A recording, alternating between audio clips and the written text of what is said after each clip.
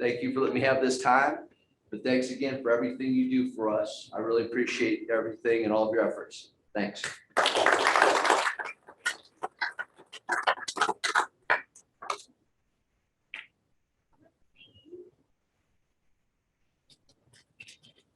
I can not use the microphone and you hear me. See how that works as it keeps going in and out. We'll just get started with this. I just want to share our numbers from July to June.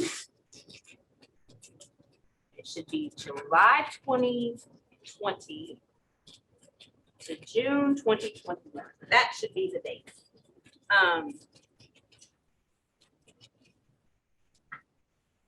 Just the general overview. I think we did this last year. We didn't have to deal with being halted for a month. So this is the real numbers that we have. I think we did a great job on that. I'm just going to start with some of the questions that some other folks had in the RSVP, and then ask if you have any other questions at the end that were not addressed. So this year's bonus structure, will consideration be given to the classroom instructors who have had to reduce their hours? This year's bonus structure will be the same. And I'll talk a little bit more about that in the slides a little longer or from time ago. So we will not, unfortunately, take consideration for the classroom instructors. We've had far less instructors say that they're interested in becoming a classroom instructor. So quite honestly, we're not sure how much longer we're going to offer those traditional classes. Some time ago when we started, they were offered at 19 different schools, and this year we have them at 7. So it's not like the numbers just aren't there for us to continue to hold traditional classes as we have in the past. So we're going to continue to look at that. Paid holidays and vacations. I assume this is asking if you're going to get them. No. You are part-time employees. So we don't offer that for you guys, but you are more than welcome to take them off if you like. Our BMV is still requiring students to parallel park. So I posed this question to the BMV, and it is at the discretion of their evaluators. So they have their rules and things that they can abide by, and we have our Indiana code that we have to abide by. Indiana code says that we must test on parallel parking. So until that code has been changed, we will continue to test on parallel parking. So we should continue to teach it and test on it during the road skills test, regardless of what the BMV is doing or is not doing. We have to still work as if nothing has changed until we get that directive down from them. And so I am on the board of what we have, the Indiana Driver Education Association. We have C.O. Montgomery, who is on a board as well. We have Clarence, that is a member of the association. So we constantly get information and updates on what's coming down the pike, what will be changed, what will be looked at, what won't be looked at. So rest assured that if there's ever a code change, that you guys will be informed in plenty of time to make those adjustments. But for right now, we're just going to continue as it is. Lisa, yes. Just a little added information. I know for a fact that Ameriplex in the Decatur area, they do not require parallel parking. I had a granddaughter that went about 3 months ago and took the test. They never left the parking lot. Again, that's what they do is what they do. It was about 10 minutes and never left the parking lot and did not parallel park. Now, the next question I have. Do the people that give the drive test at the BMV are are they trained in any sense to give those tests? What qualifications do they have to have? I can't speak on anything that the BMV does, and I don't want that to be our mantra or what we're looking for. We're not looking at what does the BMV do. We're looking at what does the BMV tell us to do. Like I don't know what qualifications or what training they go through or whatever they have to do. All I know is the BMV tells us these are the steps that you guys have to take to continue to be a licensed driver education student. So I don't know, and I can't speak to that. I'm sure we get comments. And all you can from say kids, is we have our Indiana code that we have to abide by. I mean, instead speak for anyone instead else. of taking the drive test with us, they know they can go to the license branch because they don't want to parallel park. I know. And that's fine. That's fine. But if they come to us, they'll get the proper training that they need and the proper tests that they need. And we know that they will be the best drivers out on the road. So that's what we want to make sure we are taken care of. Yes. Good look at BMV, close the branches. Right. Yeah, those are close this one. What? They're closing that Their branch. branches, they've got the personnel stocked with the branches. So I foresee what's gonna happen, just like a month before we start doing. I foresee it going back to what it was when we first started doing those things. BMV will be sold with the block. Yeah, they're not doing parallel parking, I get it. Okay. I saw the documentation she's talking about, we still have to do it. So it's a double standard in a way, but it's, I think the letter said we're a provider. We are a provider. We're not BMV. For example, in Greenfield, they closed, they closed that branch. The two branches in Hancock County. They closed that branch, it's supposed to be open. So look at the paper yesterday, they closed 8 or 9 more. So there's gonna be a real backlog. These guys.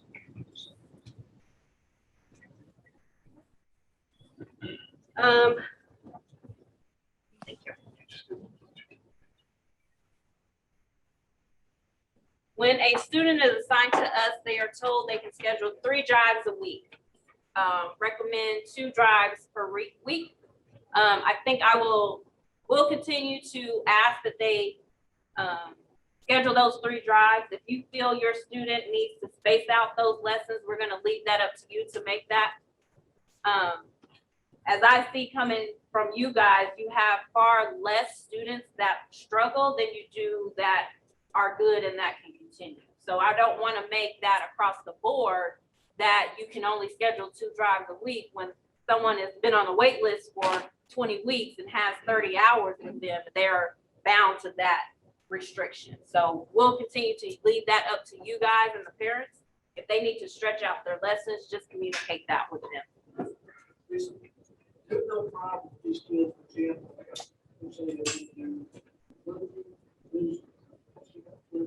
Right.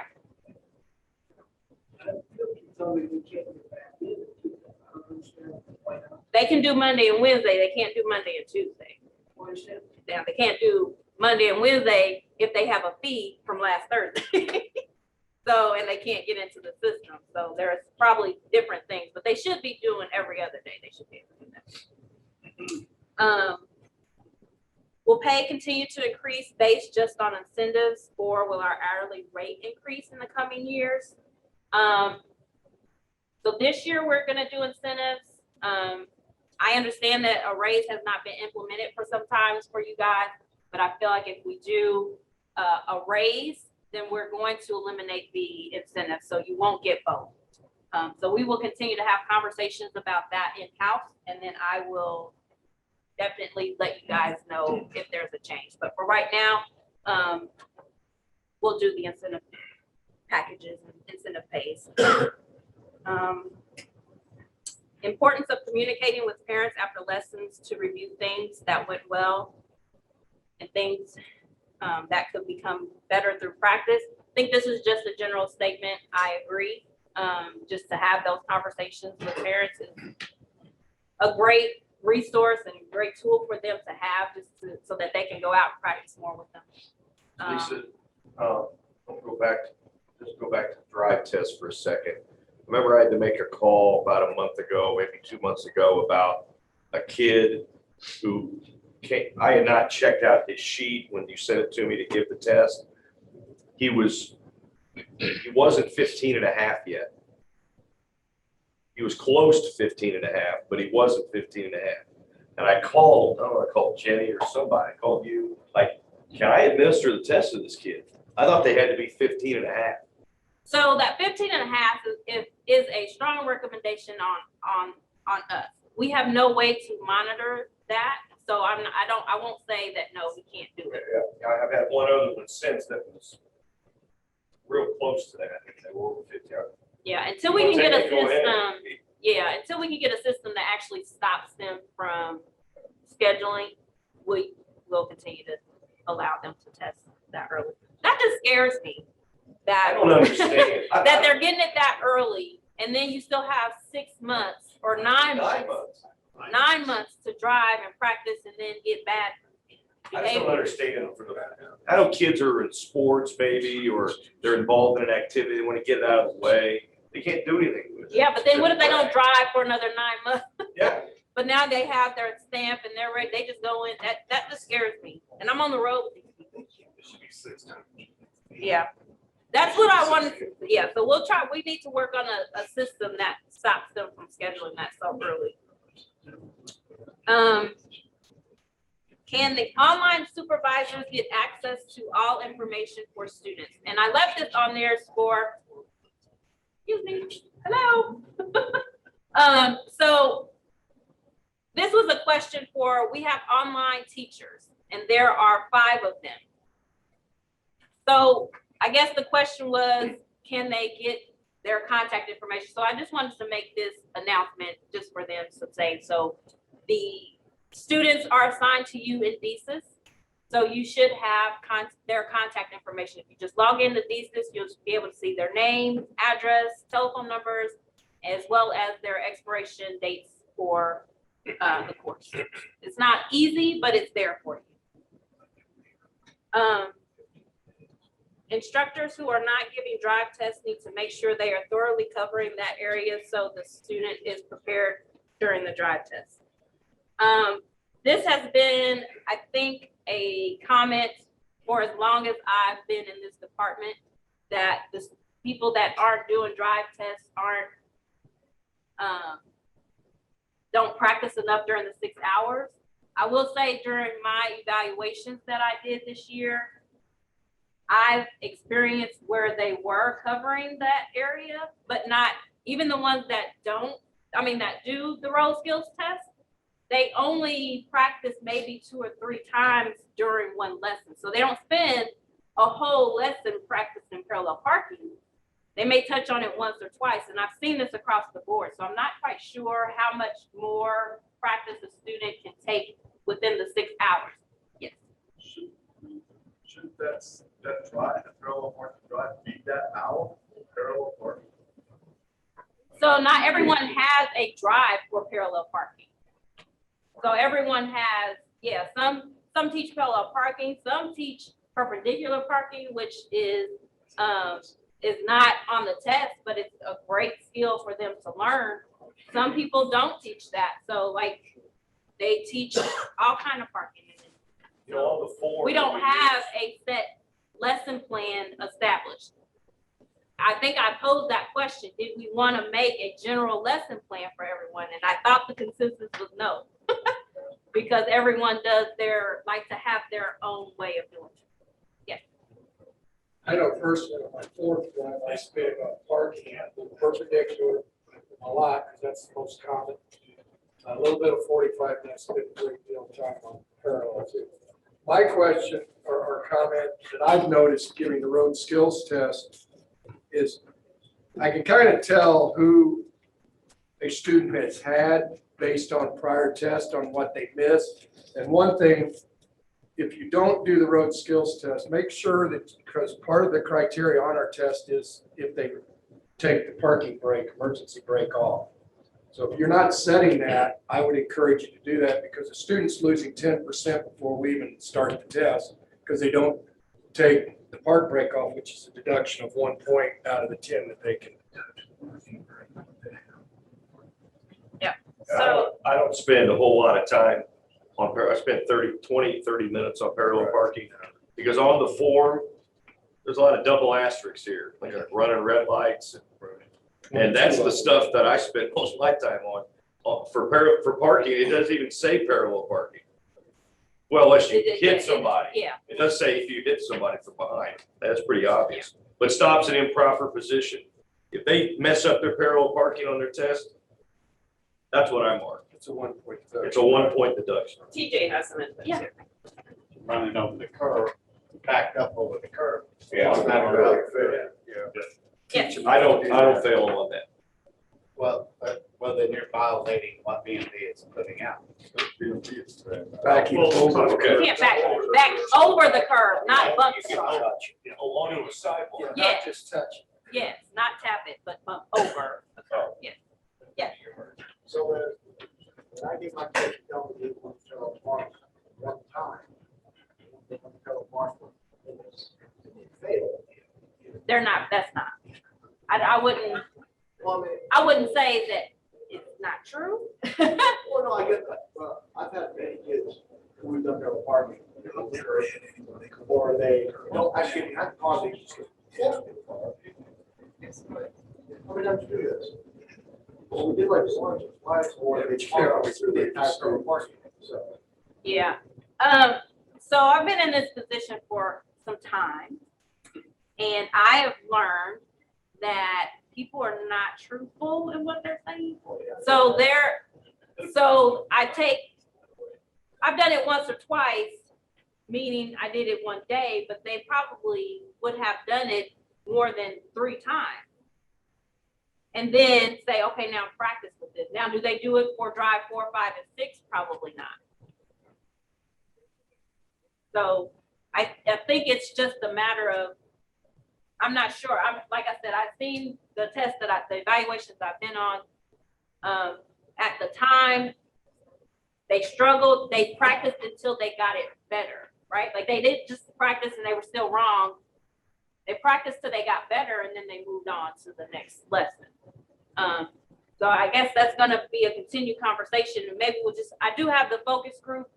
I do have one person that is not a test instructor, and we just probably need to just have a better conversation of what needs to be taught through and required for each student for their 6 hours. Speaking of tests, I did get directive I posed the question last year and just now got an answer last week. Is it still required that they be 10 inches from the curb, or how many times can they practice before you say they give up? And the answer was, it is at the discretion of the test instructor. So it is up to you whether you want to keep having them try it. They do not have to be perfectly behind the car in front of them. It's just making the maneuvers, I think, is what they're looking for.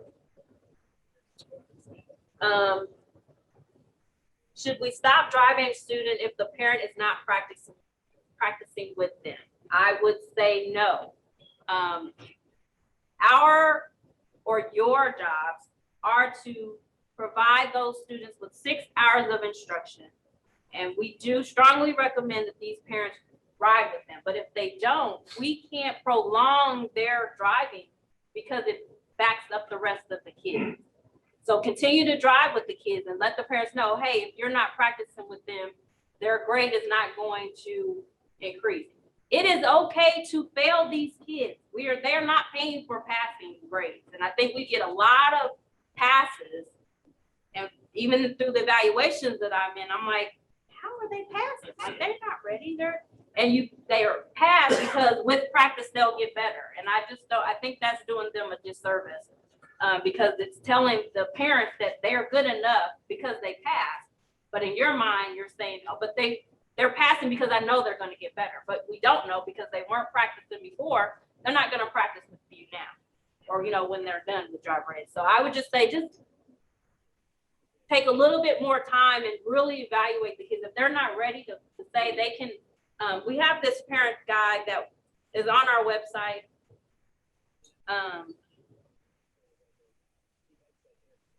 And there's the skills needed to be a successful driver. I think that's a good point. If they cannot do those few skills, then they probably should not pass the driver education part.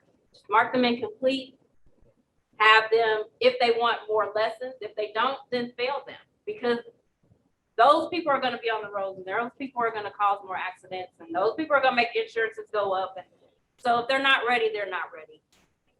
I think it's okay. But I will have a link to this. It is on our website. I think it's a helpful tool for them. Are there any questions from the Zoom participants? Yes, Talisa, can you hear me? Yeah, I can. I don't know where you're at, so yeah. All right. Oh, there you go.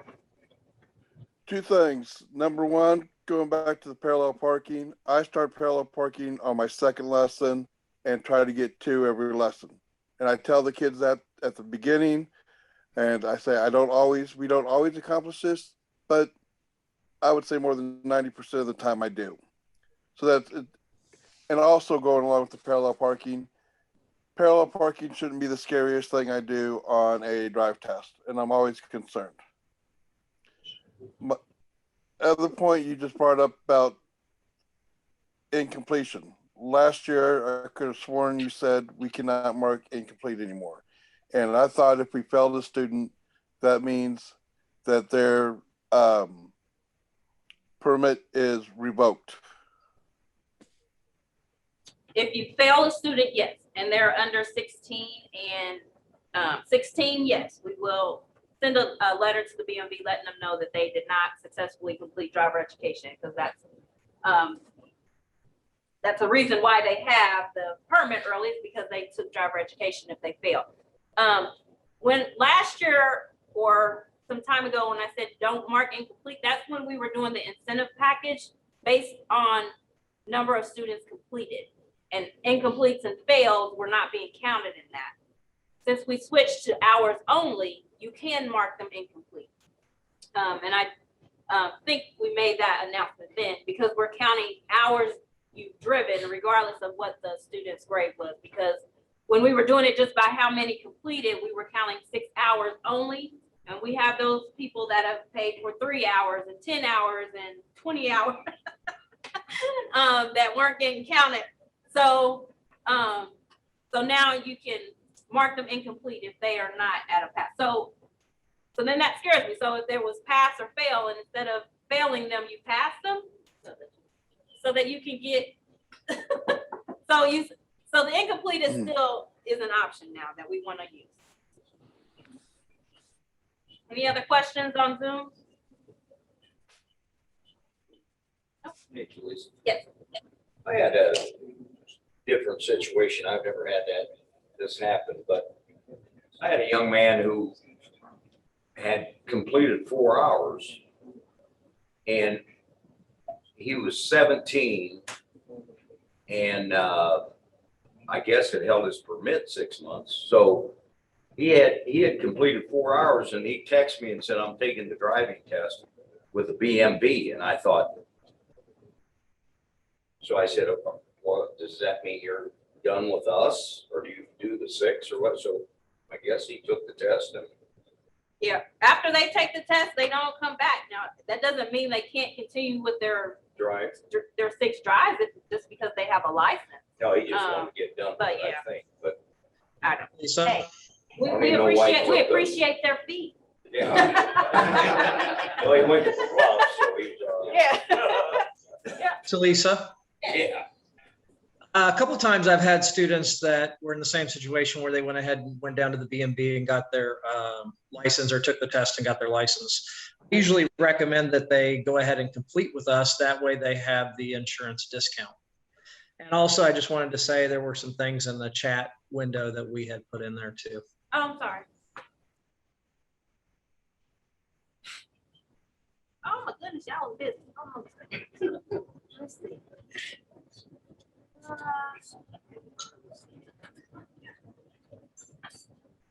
Oh, have they been answered?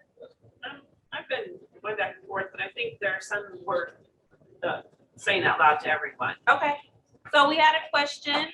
We have been told students can only take the test with us if they took the online class with us, but I still get some who take the test when they haven't. Has that changed?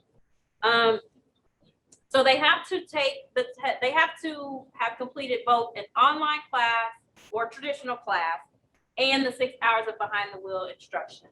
They could take the online class with us, but if they took the online class with a different provider and give us that certificate of completion, we then enroll them as a complete student. So basically, we're accepting that online completion from a different school that qualifies them to take the test with us.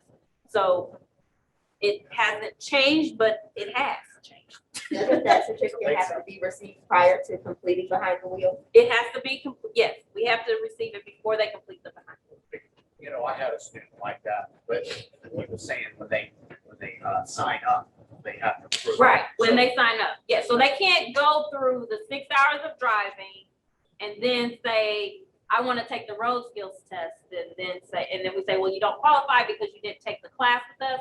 Oh, I did take the class, now can I submit it? Because they can always go and take that class real quick and then come back. So they have to give us that documentation before they finish the class, yes.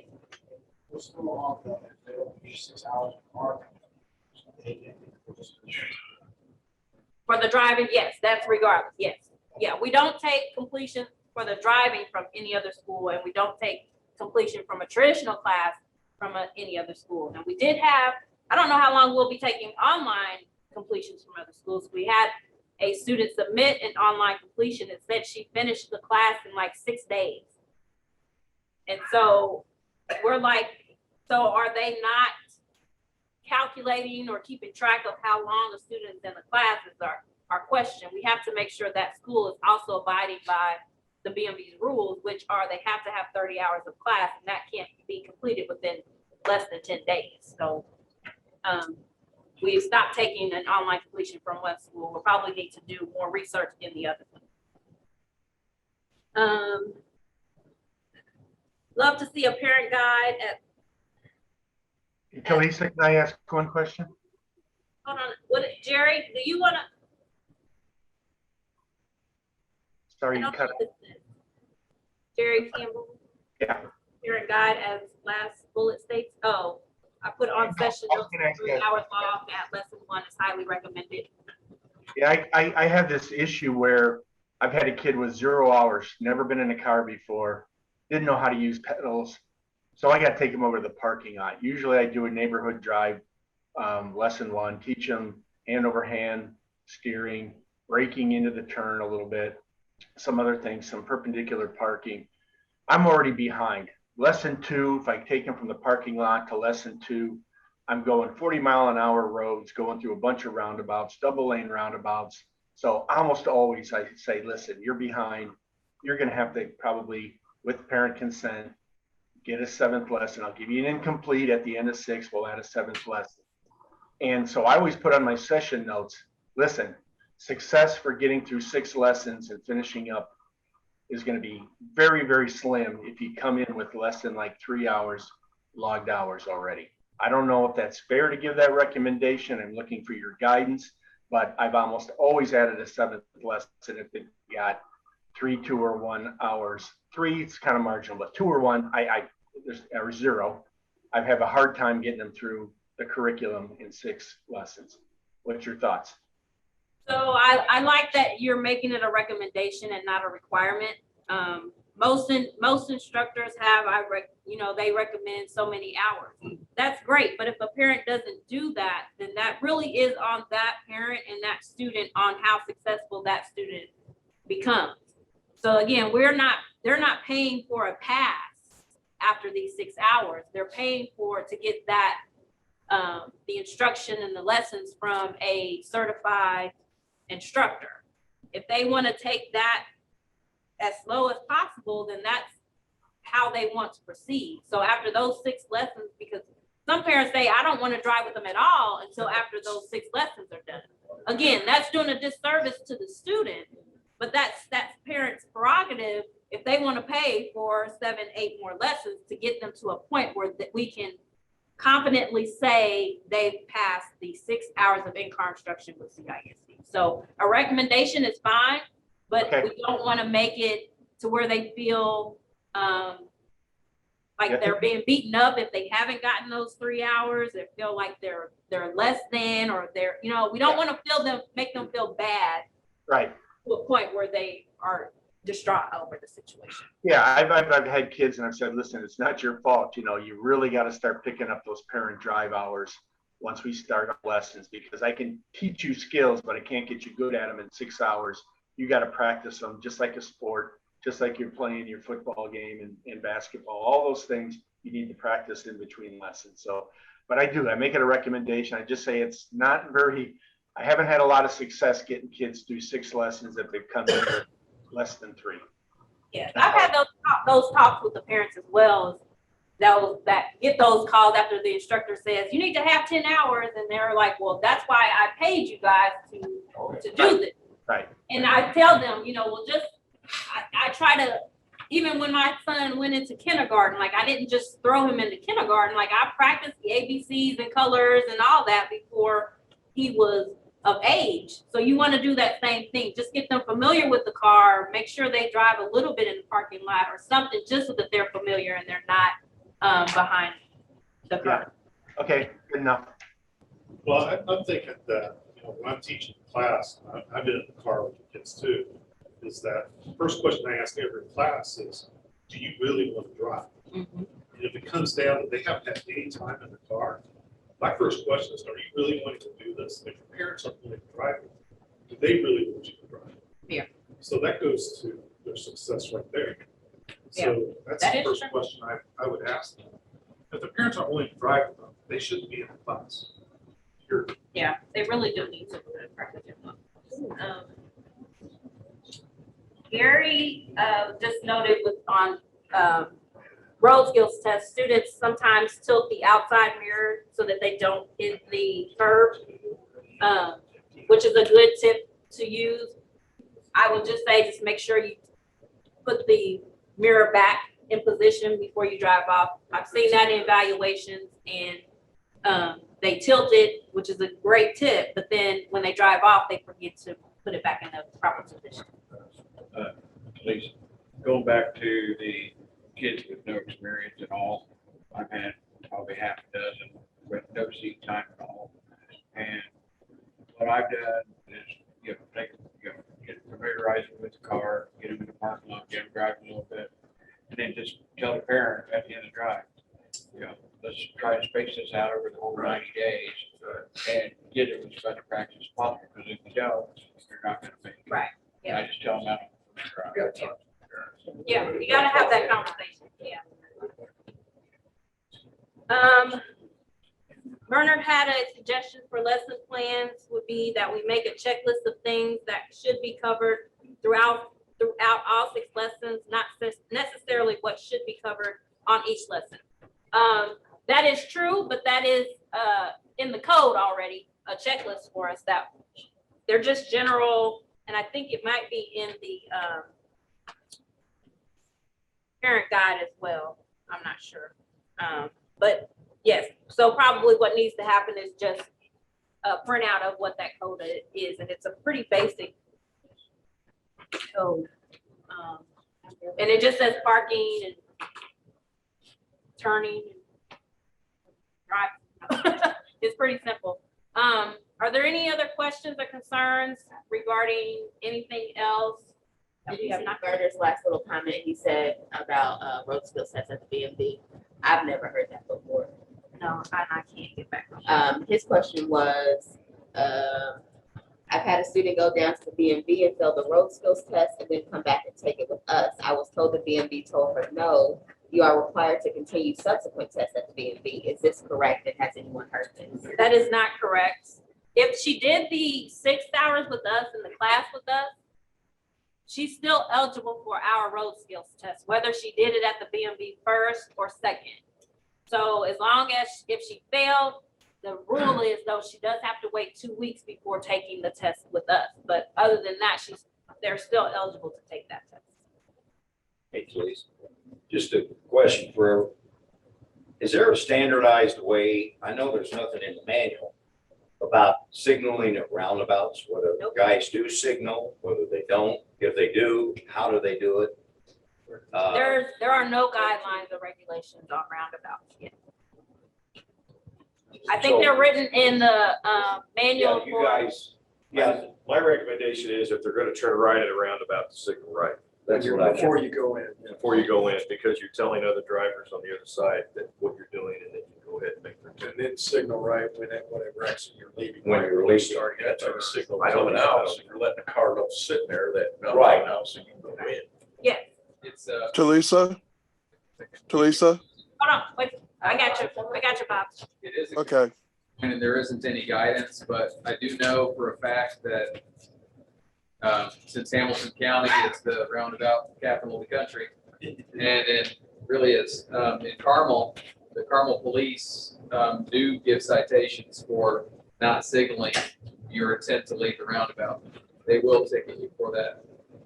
So their recommendation, enforceable, is signal your intent to leave the roundabout. Right. Yeah, that's why I don't even know if it's written anywhere that they can do that. So I was gonna say, it's probably in the cops handbook that hasn't been provided to the public. So we want to teach that to the kids because they don't know what county they're gonna be in at any given time. Even if they go out of state, maybe it's a requirement out of state. You I just totally never know. disagree with that statement, totally, because I drive in Carmel every day. We do not have to use our turn signal. Well, I speed every day. I don't get a ticket every day. And when you're traveling through Carmel and teaching a kid how to use a turn signal on a roundabout, it's hard enough just to stay in a double lane. So, and if you get a citation, it's been voted on through their committee that it's not a rule. Well, it is on the Carmel Police website. Well, it's not Yeah. a rule. So I would, if I got a ticket, I just would I'll get you, David. Bob, you had a question? No, a comment. I specifically remember receiving an email from the BMV several years ago that says to start to, what's the word I want? We'll start to tell kids to use a roundabout when exiting, or to use a turn signal when exiting a roundabout. Right turn signal to exit.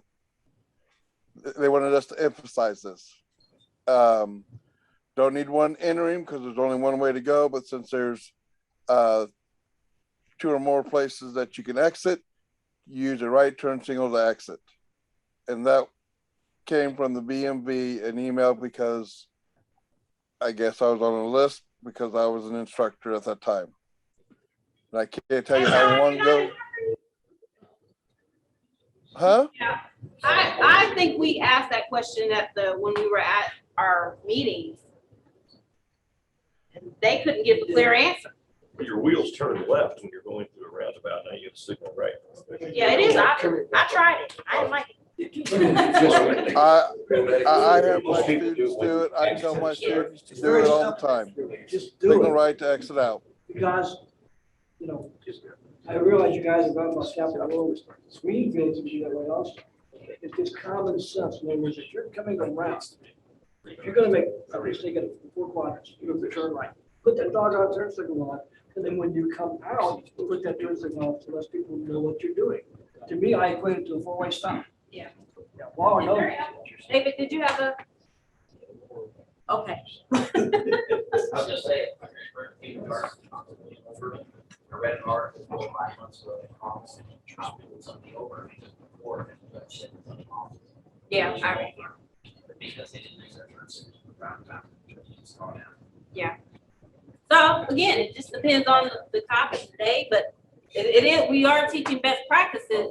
So we do want to make sure we teach those to the kids so that we don't put them in a situation that's going to make them fail you know? That's what brought it up, because there's a lot of confusion. Yeah.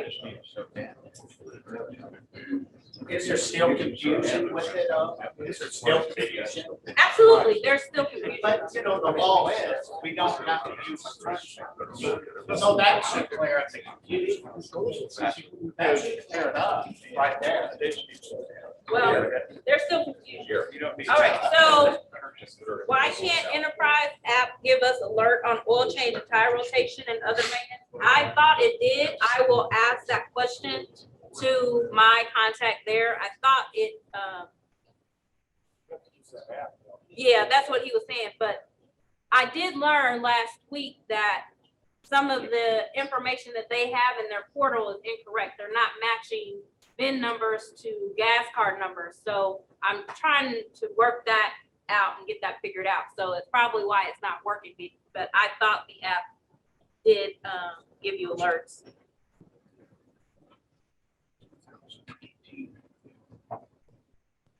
Okay.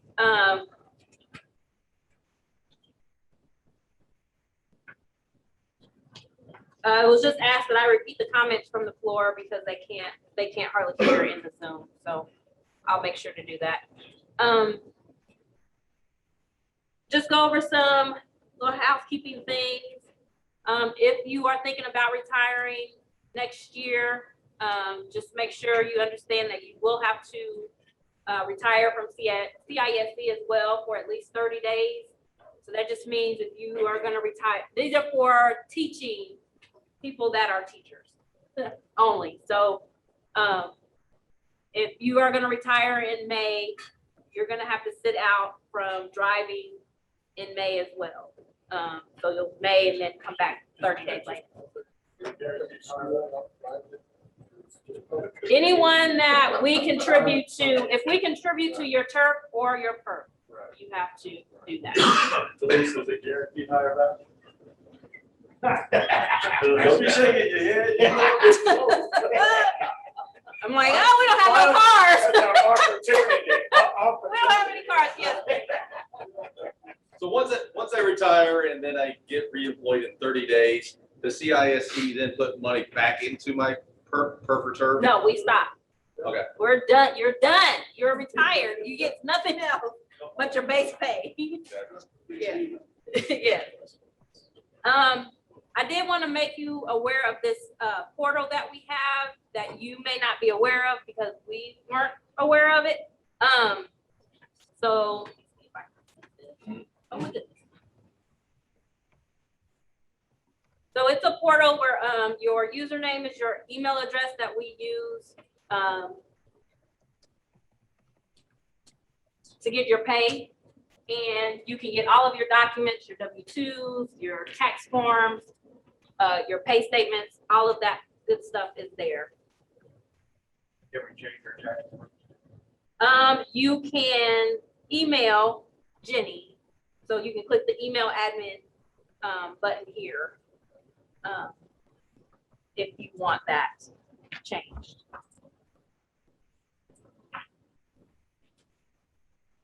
And I will send links to everyone on Zoom for that. Just little reminders for the cars that you guys are responsible for ensuring that the vehicle is maintained regularly, not only oil changes. Make sure if you hear any noises, any things going on with the brakes, that they are being taken care of as soon as possible and not when something goes wrong. CISC, we're responsible for ensuring that you have the means necessary to do that with the gas card, the maintenance cards, that you guys don't have to come out of pocket for any of those things. So it should be pretty seamless and helpful for you to just have that taken care of if that needs to be done.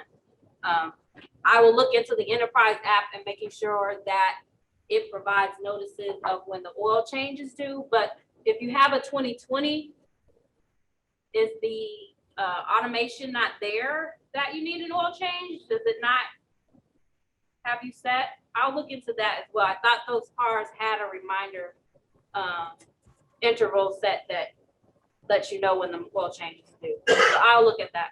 Yes.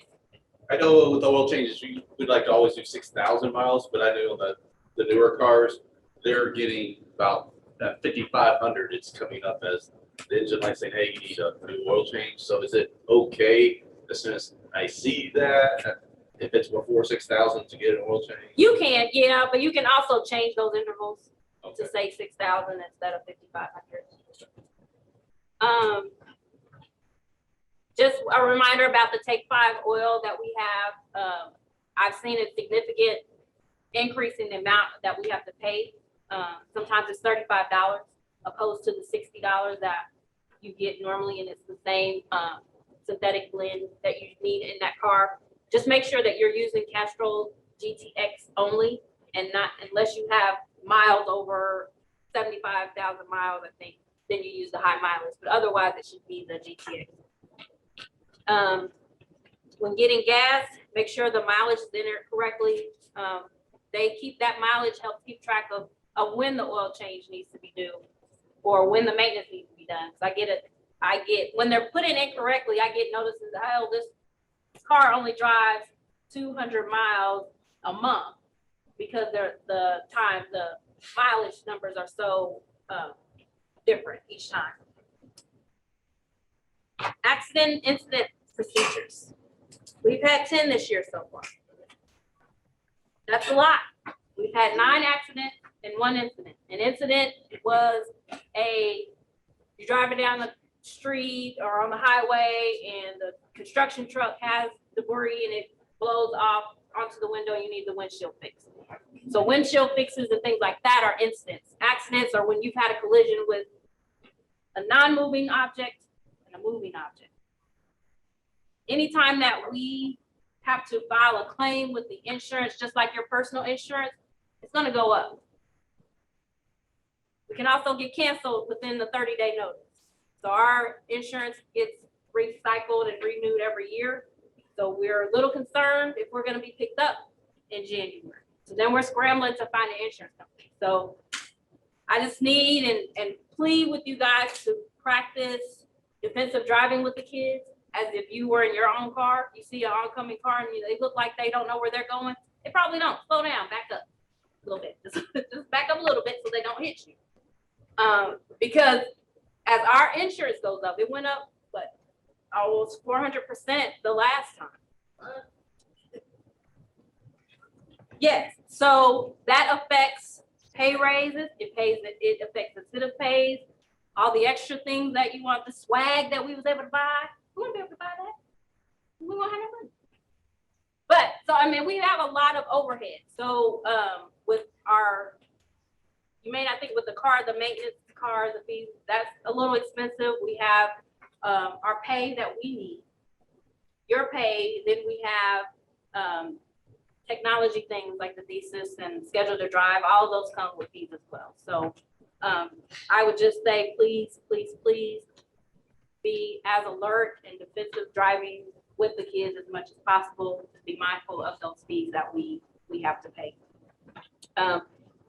When you have an accident or incident, this is an incident form that I will send, that I have been sending, and it just asked so we can keep a better track of what's happening, just the date of the accident. Just report as if you reported it to the police.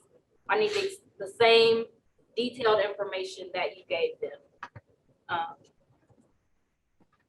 Always get a police report regardless of what you hit, because again, we do have to, especially if it's a student, because we do have to turn that into both our insurance and the BMV so that the student doesn't get their permit revoked. And remember that you are a rolling billboard when you are in the car with or without a student. Driving, I had a call about one of our drivings going from the fast lane to an exit without stopping in between, like not stopping in each lane. So like they have that number on the side of that car and people love to call and complain about everything. So just be very mindful of what you're doing when you're driving. Lastly, evaluation takeaways that I did spring that ran into summer and fall. I have a newfound respect for you guys. You are awesome. The fact that you can sit and do the same thing for hours and then scared. I'll tell you, I about had a heart attack at least twice in that back seat. I'm not an anxious person, but I was like, I didn't know if I would make it, but it was stressful. So I appreciate you guys. I came away with some helpful tips. I am a better parallel parker. I now know what to do when that happens. And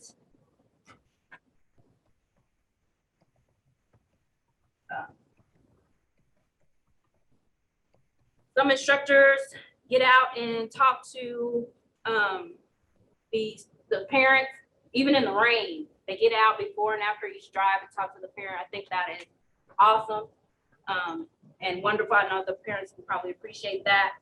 Some instructors use diagrams that they have created themselves on the maneuvers. I found those very helpful as well. I learned how to merge onto a highway properly. I'm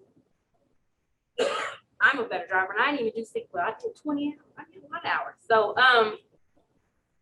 side conversations in the car are beneficial to the students, and you don't want to talk them to death. Like, you don't want to know their family background, but just having those conversations makes them at ease and comfortable with you. So I would encourage those more often. But just take about 5 minutes before or after each drive, just to let them know what the day is going to have. Like, some instructors just get in the car, turn the car on, okay, let's go. Like, okay, what are we doing today? What should I be looking for today? Like, those things are helpful for them to know. Variety in lessons are good.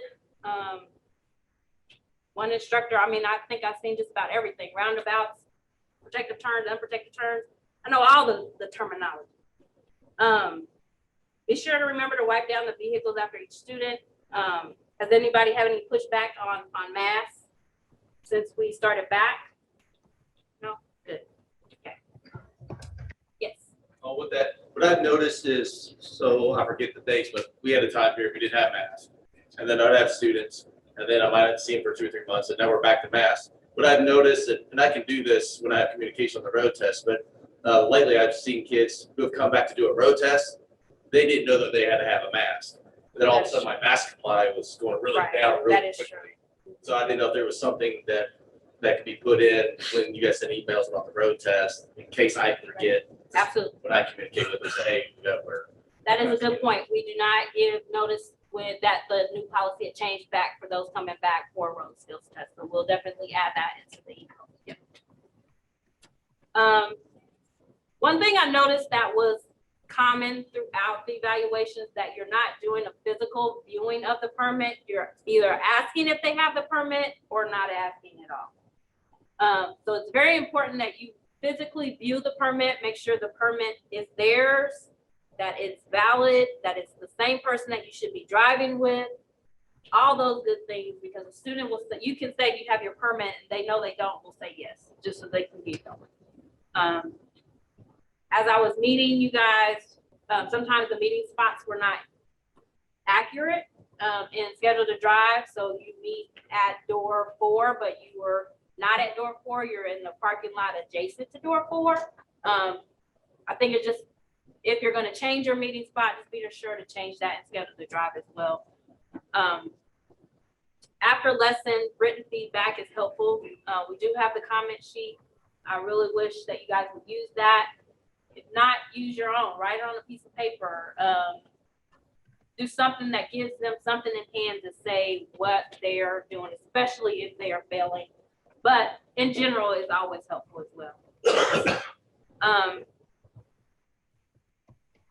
That is not, it should say majority. I'm like, what? The majority of students don't stop behind the white line or stop sign. That was a comment, and that is on that is on the test. So the fact that a lot of the students weren't doing that really I questioned the tests themselves. Like, are they doing them miraculously on that day, or are we not checking them out every time? So during those 6 hours, we need to make sure that they are always stopping behind that white line or stop sign. So then that was my question, are they really ready for the road skills test? Sometimes, as I noticed, there are not a lot of points being taken off. I'm sure there are some good drivers out there that don't have problems, but to have 0 to 1 point to 2 points on all of your drive tests really is like, okay, make sure you're not giving them feedback, or make sure you're not giving them too much teaching while you're doing a road skills test. That part is done. You shouldn't be saying, okay, this is the stop sign coming up, make sure you stop all the way, something like that. Like those things, comments should not be said. Lisa, real quick, and I've said this before, the waiver score sheet needs to be changed. There are some things on here that there aren't some things on here that should be. And that's why the numbers are 2 or 3, because some of the things aren't on here. Okay. You know, if they don't do a lane change correctly, or I could, there's times that I'll make notes on my form, but I'll look for a spot and it doesn't fit in any of the areas. Doesn't fit any of them. So I'll talk to them about it when we get back, you know, with the parents, but it just, and then I've always had an issue with accumulation of 11 points equals failure. 10 mistakes and you can still pass your drive test. That was me. That was me. I got 10.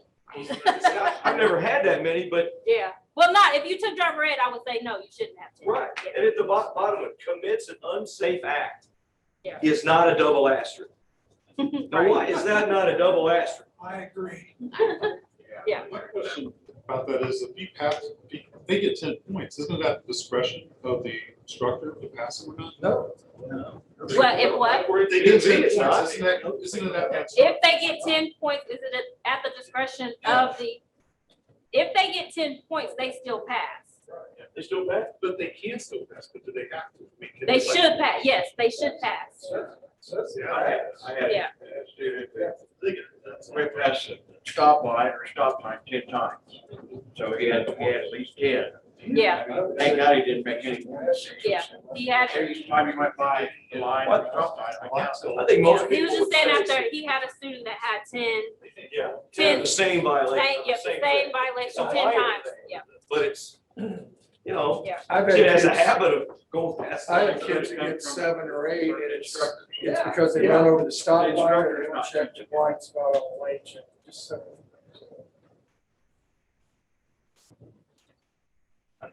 I just think it needs to be revamped. I'd be on that committee with them. So Lisa, can I add You're in something to charge. that? So Lisa. So there are just some comments on the Slack, on this group chat thing. It's confusing, signaling exit and roundabouts. Tire rotation, 7,500 miles, that's a good question. I don't know if, I'm still working on the tire rotation schedule, and I hope to have that something to you guys soon, but I'm trying to get that nailed down.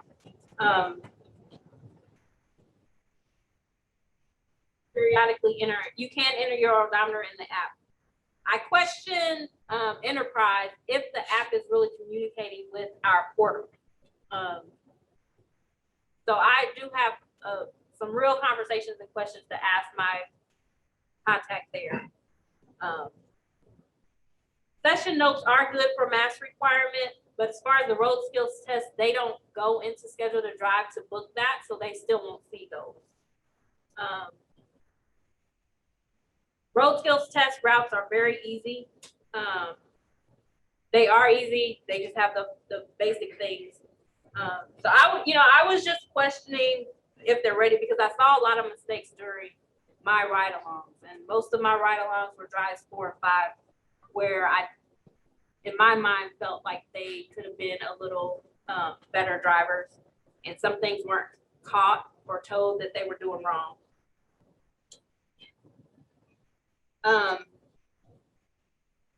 But Evaluations, I'll continue with the evaluations next spring. They will probably be about the same way. I'll just find a drive for that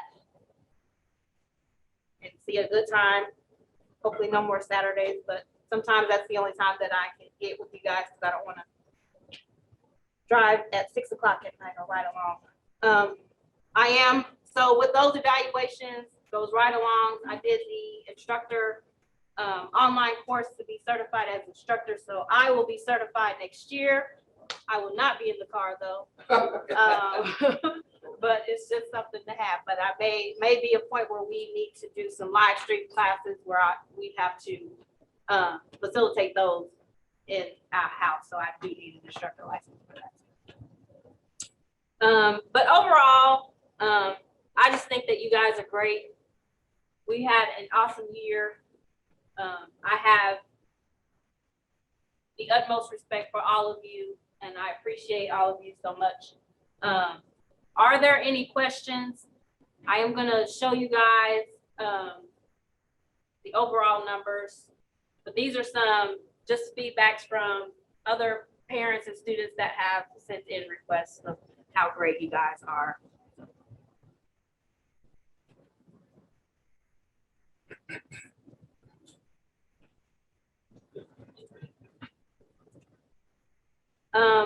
Overall, last year we had our top drivers according to numbers.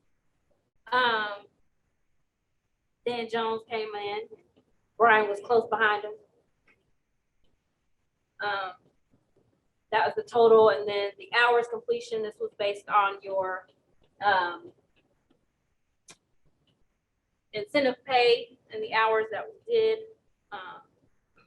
Keep up the good work. And then the final road skills test number. So for Dan being the top driver, we have this t-shirt for you. I do kind of look to see where I'm at standing, so. We Thank have you very this much. T-shirt and bag and other goodies. Oh. Great. Hope that shirt. Here you go. And then for Brian Bohm, we have a bag and what's it here? To plug up some. You're welcome. All right. So are there any questions before we move into in-car reminders? We can take a short break if you want. Get something to drink. I'm gonna go ahead and start so we can stay on time and we won't keep you here till, our scheduled time at 5. Not 5. Teasing. Okay. So I'm Susie Gardner and I've been with Driver Ed since last February, but I've been with CIAC for 17 and a half years. And so I know in some of my office over the years, I've seen a few of you guys walk by my office a lot, my old office. So it's incredibly cool to see you all in person also, and to get to know the face with the voice and the face with the email. Another fun tidbit is probably about 8 years ago, I did that video that's on the front of the Driver Ed website. And I wasn't acting. You'll for sure have to go look at it and see what I mean, right, Bernard? At least my daughter went through the program. She's now 29. And I'll never forget her parallel parking situation. But anyway, I'm grateful for all of you in so many ways, not just for teaching our kids, but for adding more drives on our calendar. So we can move those kids through. I do want to tell you, I'll touch on the first bullet. This is so true, and Dr. Mellon touched on it too, and Talisa as well. When you're in the CISC car, that is people resonate you and CISC in the car with CISC as a whole, not just driver ed, but as a whole. In over the years that I've worked here, 17 years, I might try to explain what CISC is or comes from. They're like, oh yeah, the car, the CISC car. So trust me when they all say you represent not just driver ed, but you represent the whole CISC. Today, CIC is growing leaps and bounds, and it's a great organization to be part of. And a lot of you have been part of it for a really long time, and probably has seen it grow. Anyway, we also get phone calls from folks taking videos of you all on the interstate. First, we want to know why they're taking video of the drive, watching the CISC car out there. So just wanted to put that out there. So also marking students as a no-show versus a late cancellation in schedule to drive is important to differentiate each. So if they show up at 4:15 and you can't take them, that's a no-show. It's not a late cancel, it's a no-show. So just, I don't think that happens a whole lot, but I think it's important with regards to payroll as well. Sean will touch on that too.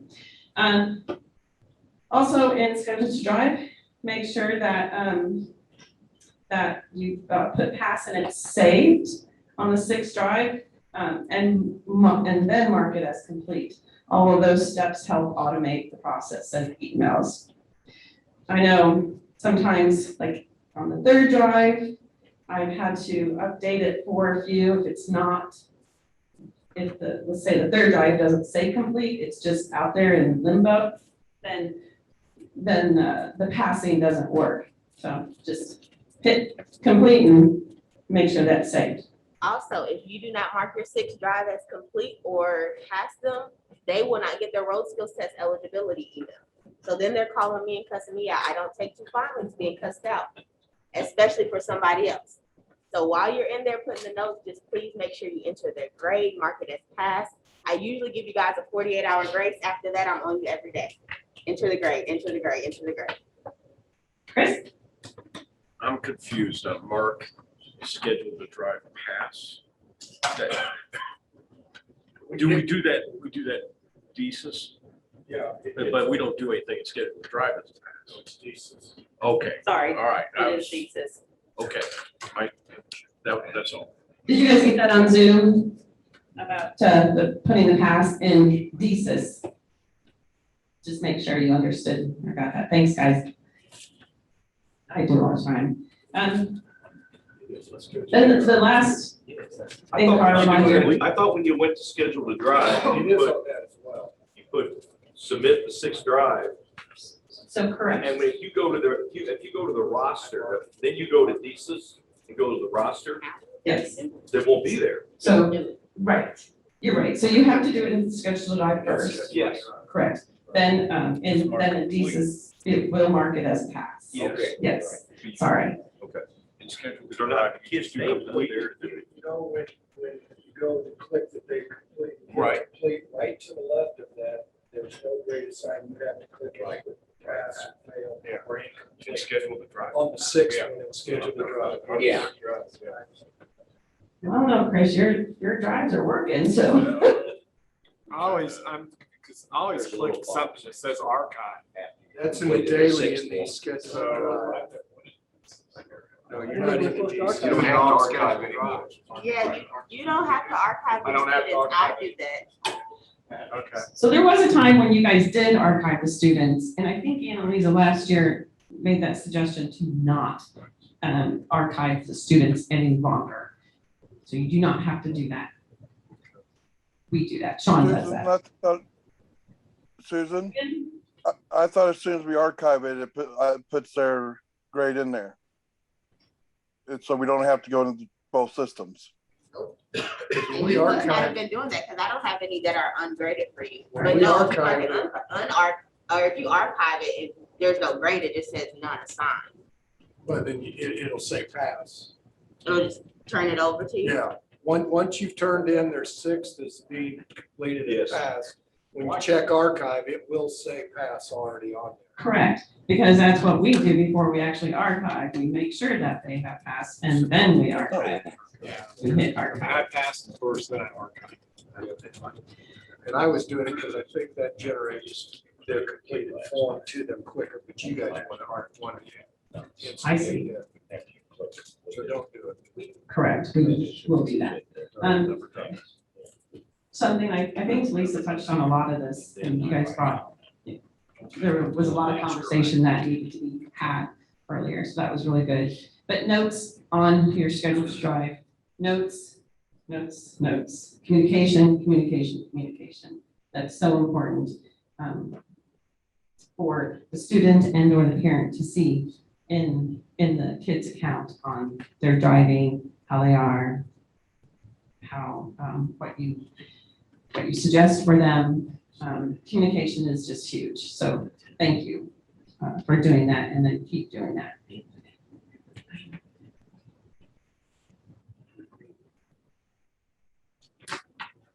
Also, Deb had a form that she just gave to me, and it is, I think, and maybe you all know of it. We might retype it and share some best practice, or it might be scheduled to drive as a form, I'll look, but communication with the parent has information and then all their drives, and then she makes the parent sign it, initial it, so that there's communications given to the parent, and she's sure that that parent got that communication.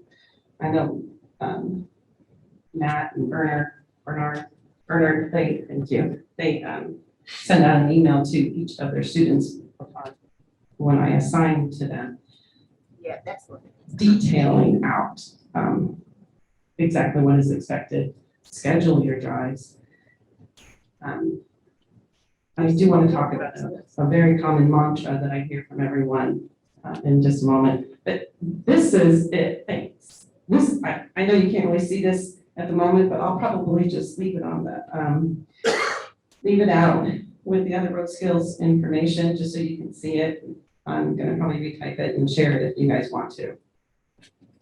I think it's good. So assigning,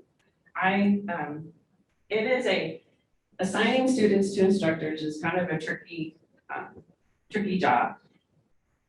It's moving parts all the time. I look at every single calendar of every single instructor, and I look at how many open drives that they have in the next 2 to 3 weeks. And then I look at the wait list, and I take the top, top kids and assign it according to how many drives you have open on your calendar. In the ready to drive wait list is first come, first serve. So when they enter their permit number into their account, that puts them on the wait list in that order. So I always tell parents, if I get them on the phone, enter that permit number in as soon as you get back from the branch, from the DMV, so that you get put on the wait list. I'm sure you guys probably know all that, but just kind of reviewing. So each school does have an estimated wait time, and it's based on how many kids are at that school. Currently, all of a sudden, Franklin Central had 80 kids waiting, like within 4 to 6 weeks. So a lot of kids got done with their courses and entered their permit number in. And so, the wait time then gets longer at Franklin Central because that how many instructors we have in each school. Just thought I'd touch on, how we create the wait time at each school location. So I know you know that you are all welcome to email me and tell me I want more students. And I appreciate that, because then I know, I think, then you'll add more times to your calendar, based on how many you tell me that you want. If you tell me you want a lot and there aren't very many open drives on the calendar, then and I assign them, the email goes directly, instantaneously to the parents and the student. And then they call us and say, there's no drives on the calendar. So just ineffective, if I try to over assign, which I do sometimes, then we get a lot of calls. Just want to touch on that. So putting open drives on your calendar is important, and I appreciate it.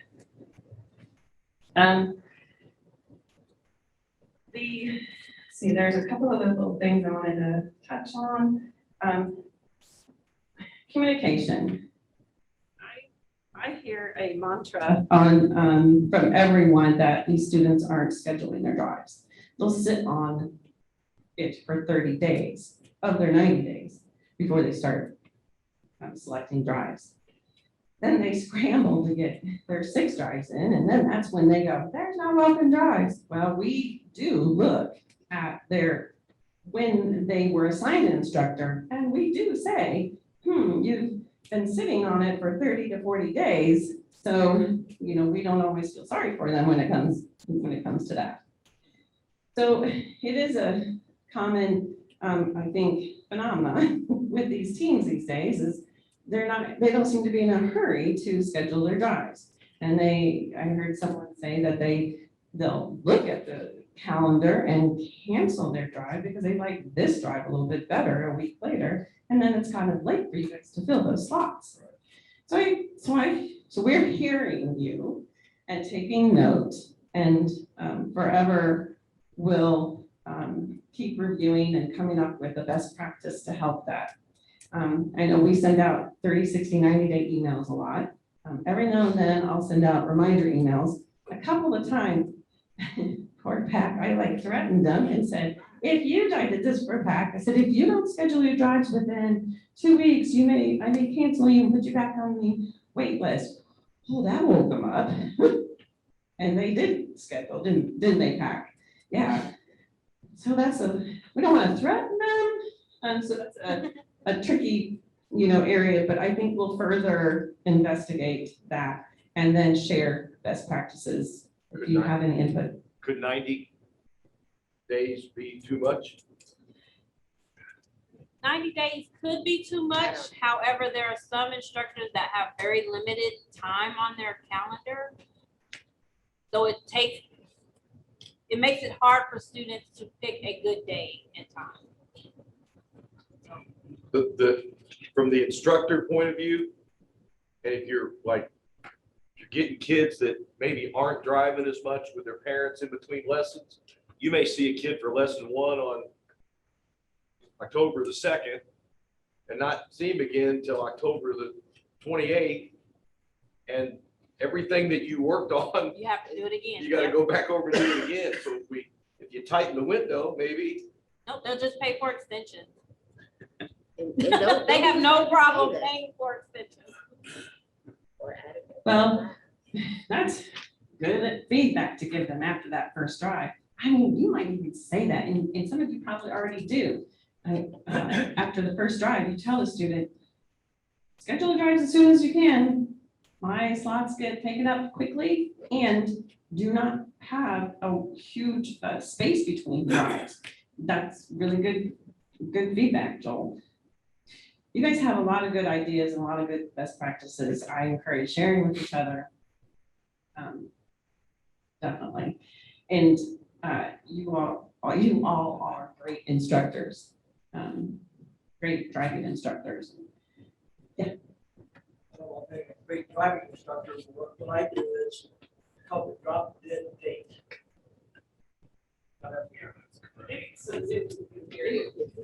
It's called the drop dead date. Down on my floor. What you gotta do is you gotta get it done by this time. You gotta get it done by this time. If you don't get it done by this time, it is going to cost you money. And as Lisa can verify this, we had people to test on that. I think you need to put more emphasis back on the kids' responsibility. We as instructors can only do so much. In the 90 days. That's good input. I also know a couple of instructors, and this takes an awful lot of time. I know it does, but they reach out to each one of their students aside from email.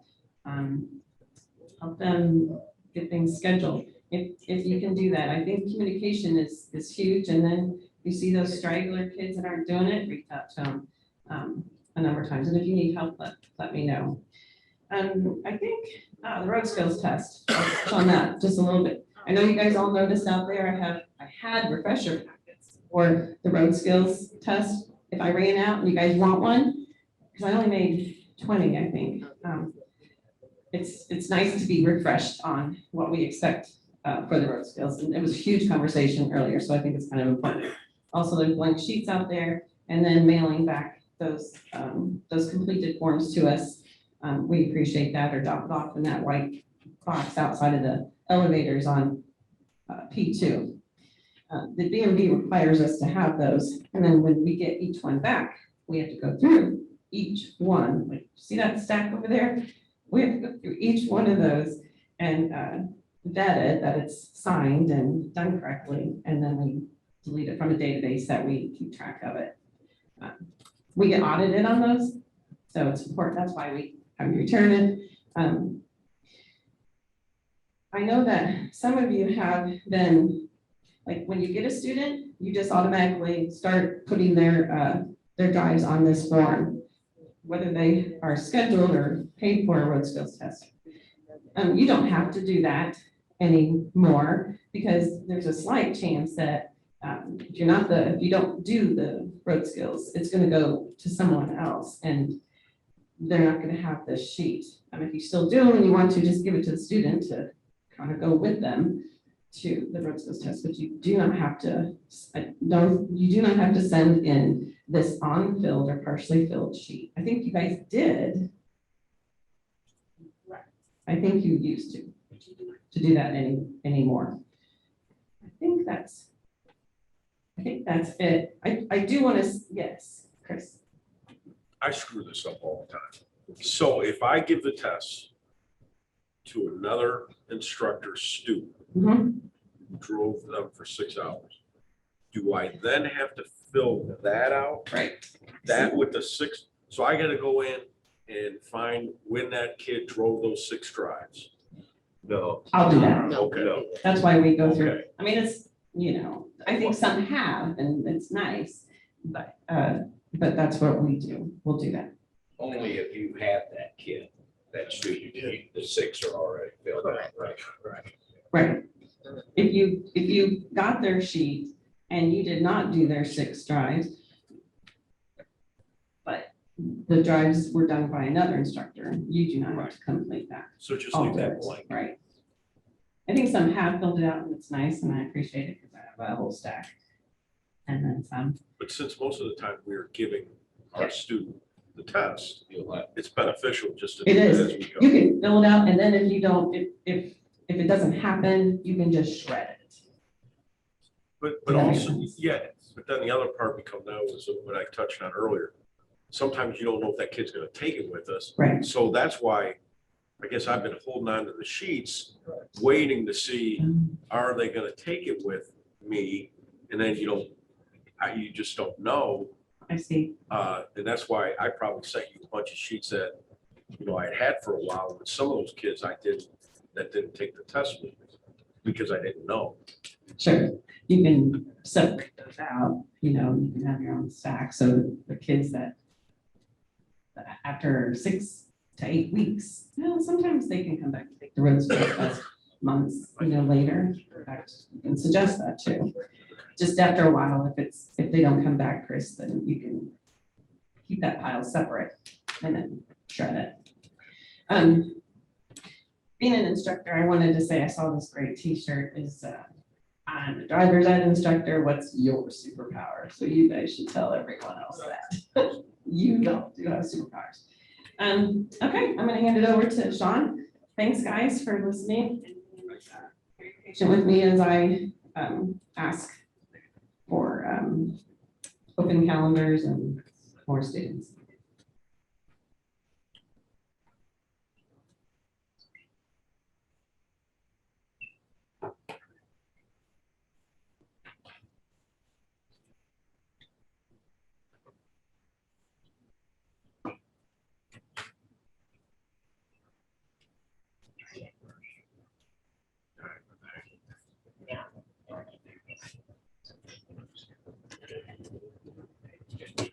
Can everybody hear me? Okay, great. No, you cannot hear me?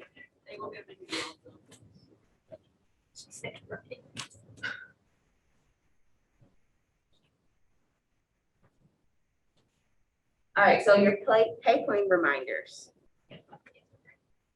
Please be sure to put all road skills test grades and VSIS before adding the student to your pay claim.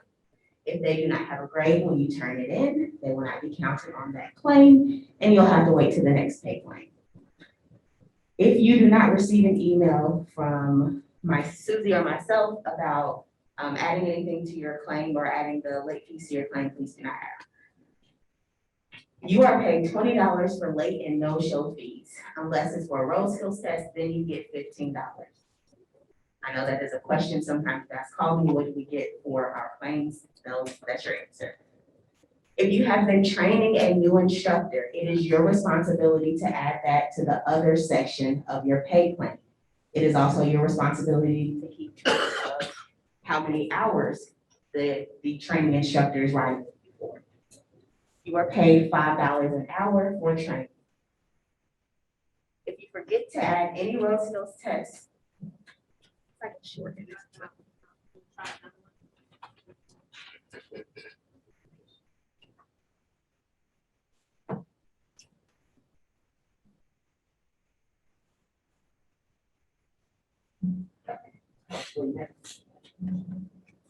I don't know, maybe there's like a trick to using it or something. It's a power button, and then you really have to hold it up to your mouth.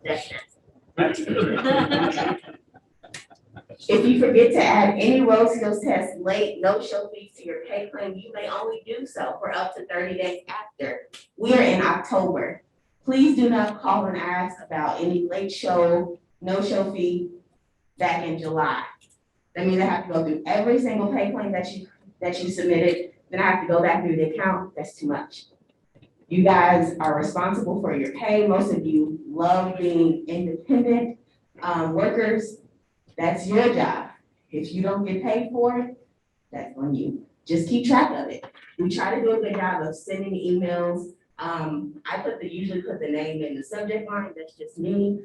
Susie does it her own way. Either way, when someone pays their fee, we let you guys know. Add it to your pay claim.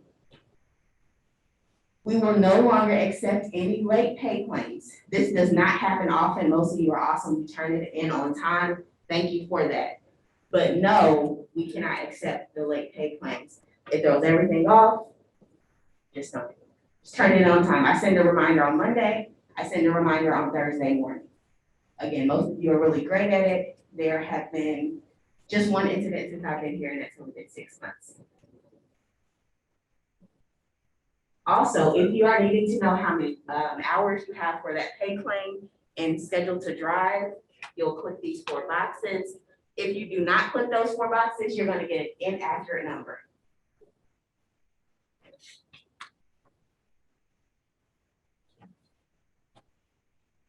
Also, the subtotal for other is just for this column.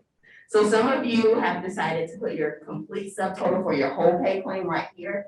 That is incorrect. The subtotals are based on category. So you have a subtotal for your in-classroom, you have a subtotal for in-card, you have a subtotal for road skills, and a subtotal for others. Okay, so just this box, the other, the subtotal goes here. Any questions on what Susie or I discussed? No questions? Fantastic. Yes, Mr. Jones. This doesn't have very much, but I'll just want to update my memory. If someone misses a road skills test, they're usually always there to do the road skills test. But if they don't show up, I don't think there's a button or anything that I hit that they missed a road skills test. Is that something that I think I email you guys to say, hey, they missed a road skills test, be ready to get a fee for that particular person? Correct, because if they miss a road skills test, they can no longer schedule it the standard way or pay for it again the standard way. They have to call us, we have to take the payment over the phone. So if they miss it, you guys can shoot us an email, give us a call, let us know, and then we'll take it from there. If they reschedule it, they reschedule. If they don't, they don't. Just make sure you put on your pay claim your $15. Well, if no one else has any questions, we are going to take a short 10-minute break. right, we are gonna go ahead and get started. If everyone could please take their seats. Yeah, huge school. Very few. What was that? Other questions? Oh, about me.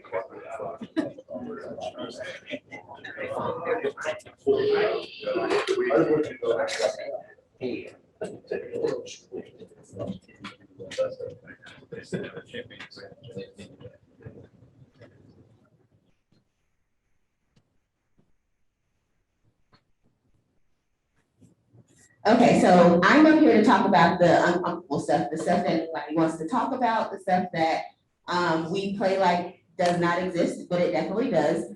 I do have a background, I guess, being in higher education, I guess if you want to say that, not certified to teach anything, but that's just where I was before that.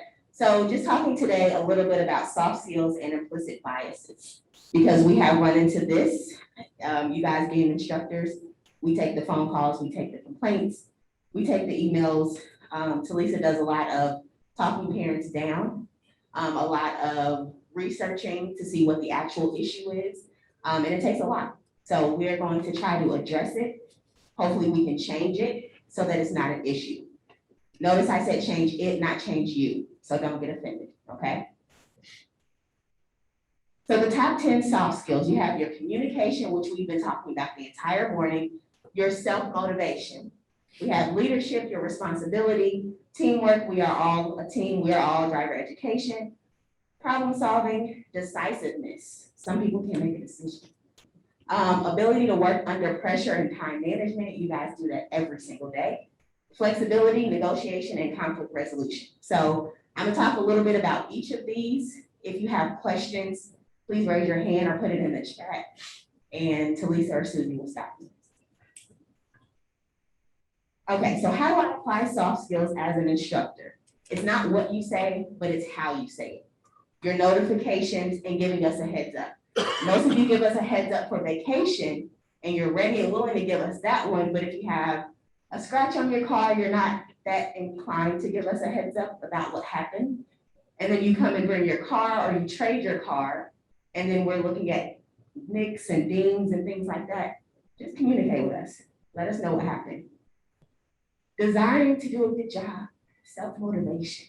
I want to be the best instructor. I want to take that shirt from Dan Jones. I want to, take that title from Brian Baum. Some of you can't just because your schedules don't allow it, et cetera, which is fine. But your self-motivation, because if you're not self-motivated, how do you motivate these kids to get their drives done, right? To come to DE, to knock them out, all that stuff. Leadership, set the example, but most importantly, be the example.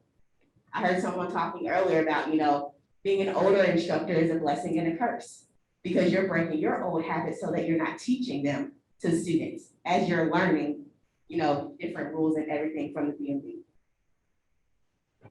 Okay, responsibility, emails, calendars, and pay plans. Those are all you guys' responsibilities.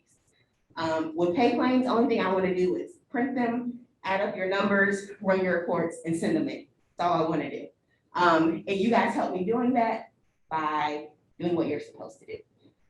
Teamwork, student, parent, and office are on the road. We are all driver education. We have to work together to keep this thing going. Susie talked a bit about how DE has grown. In order for us to continue to grow, we have to all work together. Problem solving, we get a lot of calls. It doesn't work. I tried, it didn't go through. I had to cancel a drive. It was their 6th drive. Now the parent is calling, cussing us out. They don't have another drive. I'm gonna hit my deadline. How are you problem solving? Are you getting right back emotional with the people? Are you calming them down? Are you telling them that we can give them a courtesy extension? Or are you going back and forth with them about a fee? So how are you problem solving your issues?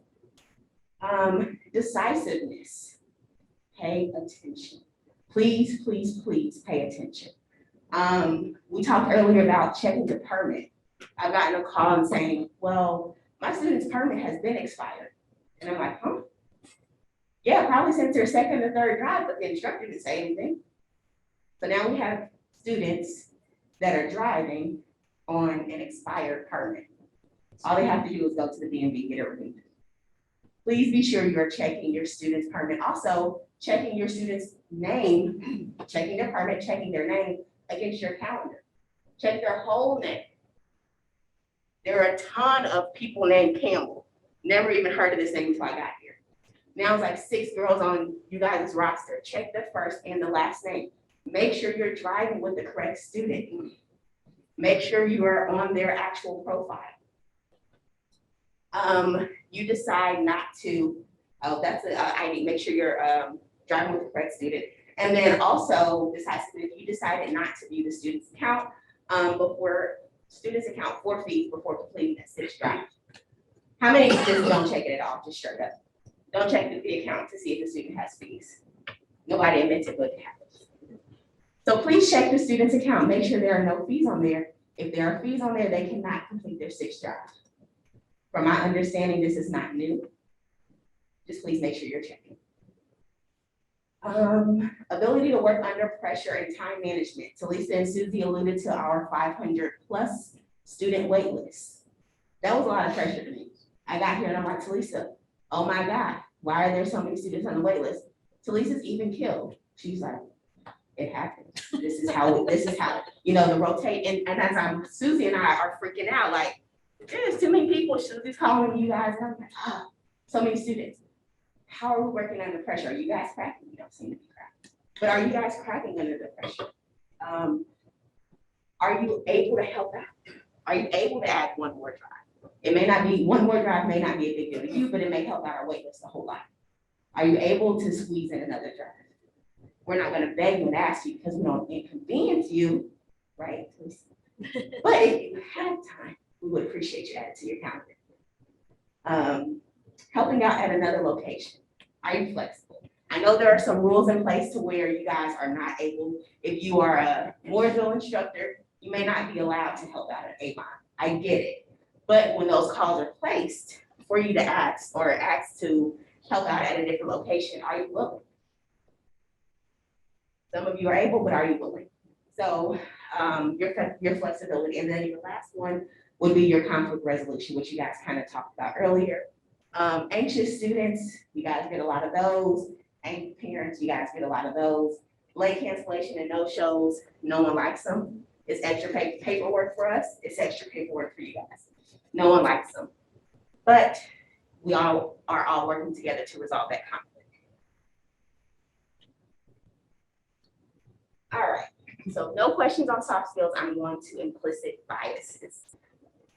I'll let you look at that person. Okay, so you guys all have A and B cards. Yes, this is a little interaction.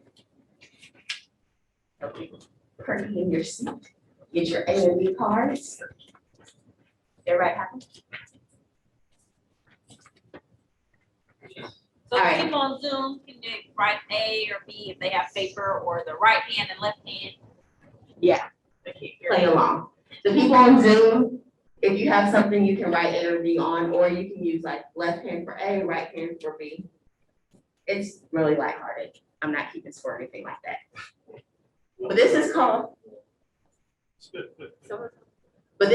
You Be the Judge. So it plays on your implicit biases. I'm giving you seconds to think about this. So don't get mad or say go back or all that kind of stuff. Everybody ready? Great. Which car is likely uninsured? A or B? We'll do left A, right B. Left A, right B. Which car is likely uninsured? Got a good mix here. All right. Top A, bottom B. Who drives this car? The Tesla. Who drives it? Top A, bottom B.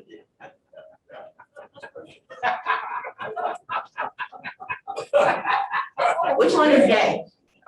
Oh, jeez. Y'all can say it. Don't be scared. Which one?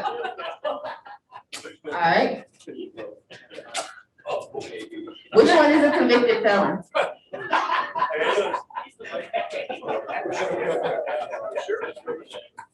All right. Which team is suffering from depression?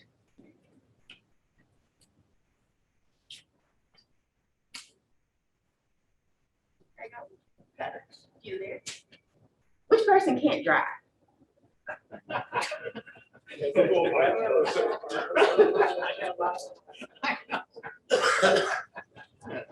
Can't drive, but can't drive? Or- Which person is religious?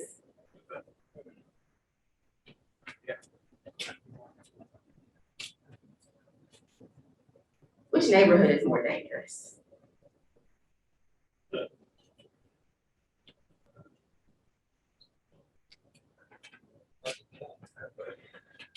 All right, hard to tell. So let's discuss. All right, so the whole purpose in doing this, we did this with my students back in the day. It's your implicit bias. So you guys made a judgment, a snap judgment based off of what you saw.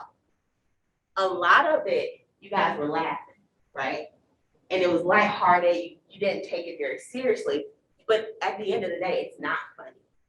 And you don't know. And we're laughing and we're making jokes with people without being aware. And people are getting offended.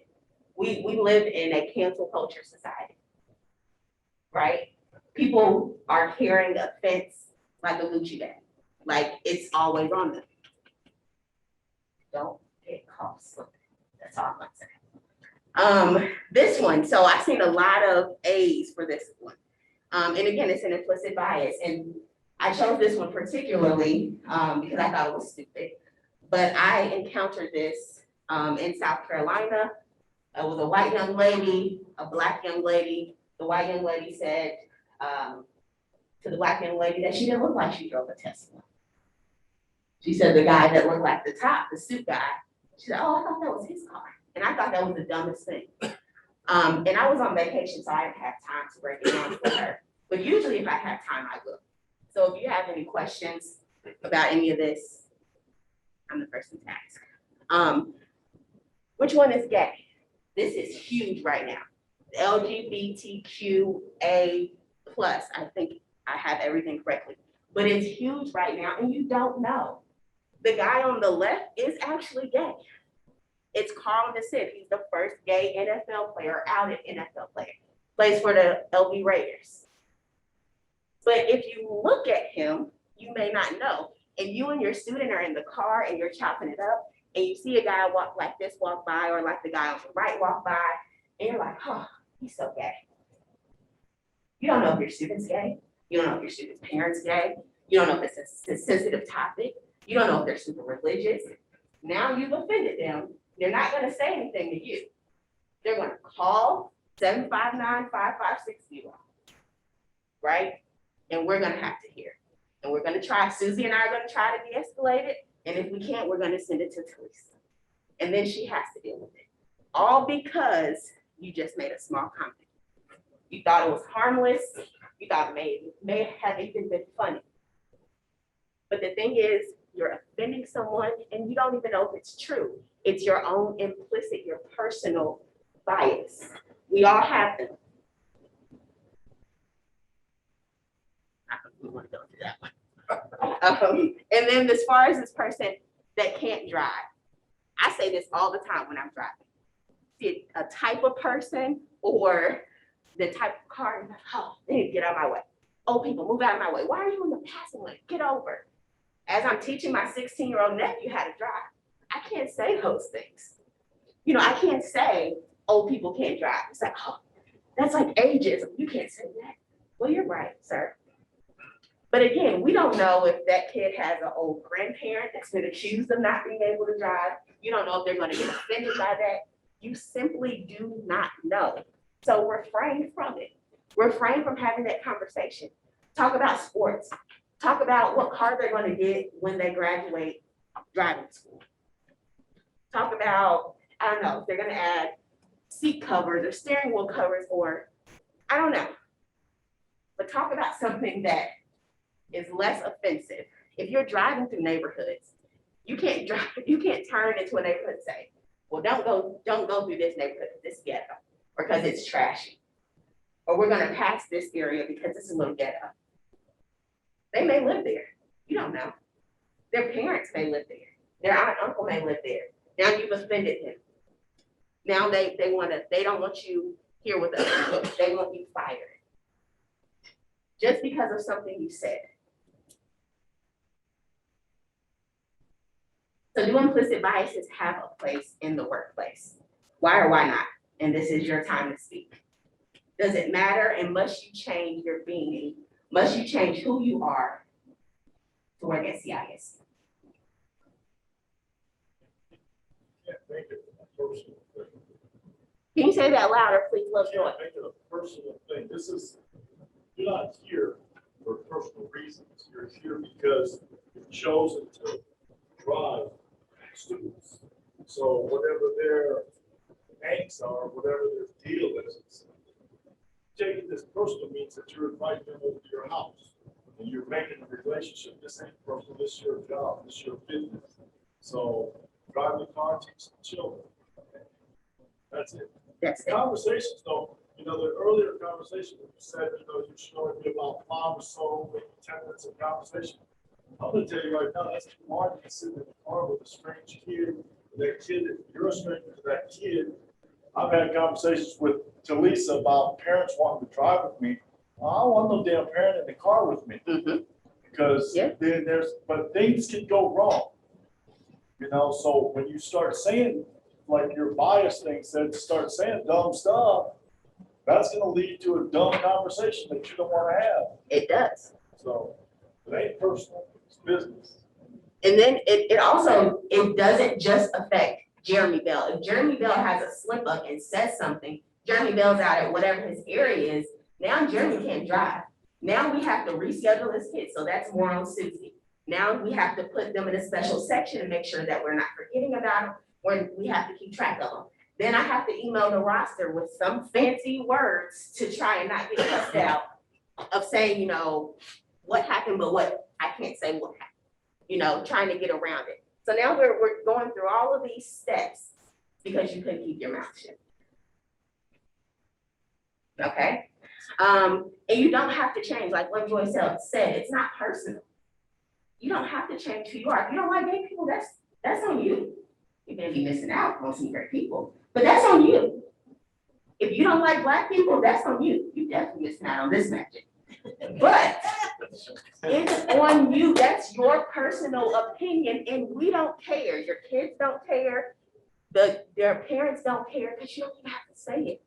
And then your CIESC identifiers and you. We are in a social media era, period.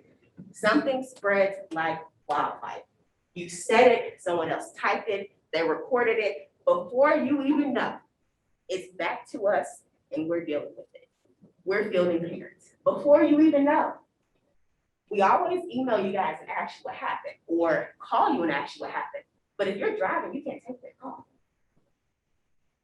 So we're waiting on you for, I don't know, maybe to finish your roster, 3 or 4 hours. A lot of damage has been done in that 3 or 4 hours, okay? Take the CIESC identifiers off of your social media if you are going to post something that goes against CIESC standards, because you're going to be held accountable for it, period. You don't have to put on your Facebook that you work at CIESC. You don't have to put in your email signature that you work at CIESC. I didn't even want to be on the website because I don't need nobody knowing that I work at CIESC. That's how personal you can be. You don't have to participate in the social media era. Delete yours if you can't manage it with sense, if you will. Okay? You are a walking billboard. You guys have new t-shirts. I have t-shirts. If I go out and do something right now, my identifiers are all connected.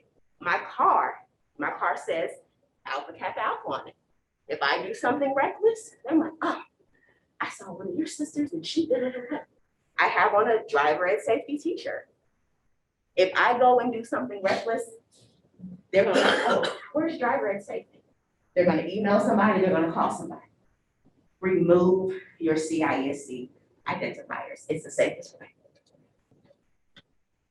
Okay, so these are the times. Times have changed. A lot of you are veteran drivers. The times have changed. Gender is no longer defined as you all may have defined it when you were born, when you were growing up. It's either more fluid or less fluid than you think. Race, are we divided or are we joined together? These are the times people are repping their race. They're going hard for their race. Okay, you don't want to essentially offend somebody just because you may not like their race. It's not up to you. Your job is, like Logan said, to put them in the car, teach the lesson. At the end of the day, religion, it is more than just your basics or your known religions, your Christians, your Muslims, Catholics, things like that. There are more, and we don't know about all of them. I don't know about all of them, and I'll intentionally look at it or intentionally study, different religions, but we don't know, and you don't know if you're going to offend someone. Sexuality, it's more than heterosexual and homosexual. You don't know. And even if you think you know, you probably don't know. So just don't speak on it. And you don't have to. You don't have to speak on any of those topics to successfully instruct a lesson. Cancel culture, again, do not be the next victim. And I do say victim because that is the actual word. Don't be caught doing something on social media, or don't be caught doing something in general to where your name is going to get around either your roster or your name is going to get around your schools that you service. Don't get caught doing something so bad to where the students don't want you here anymore. The parents don't want you here anymore. Then CISC has to deal with it. We have to determine if we can still keep you here as an instructor based off of what you've done due to your implicit bias. Social media, all I have to say is just be careful.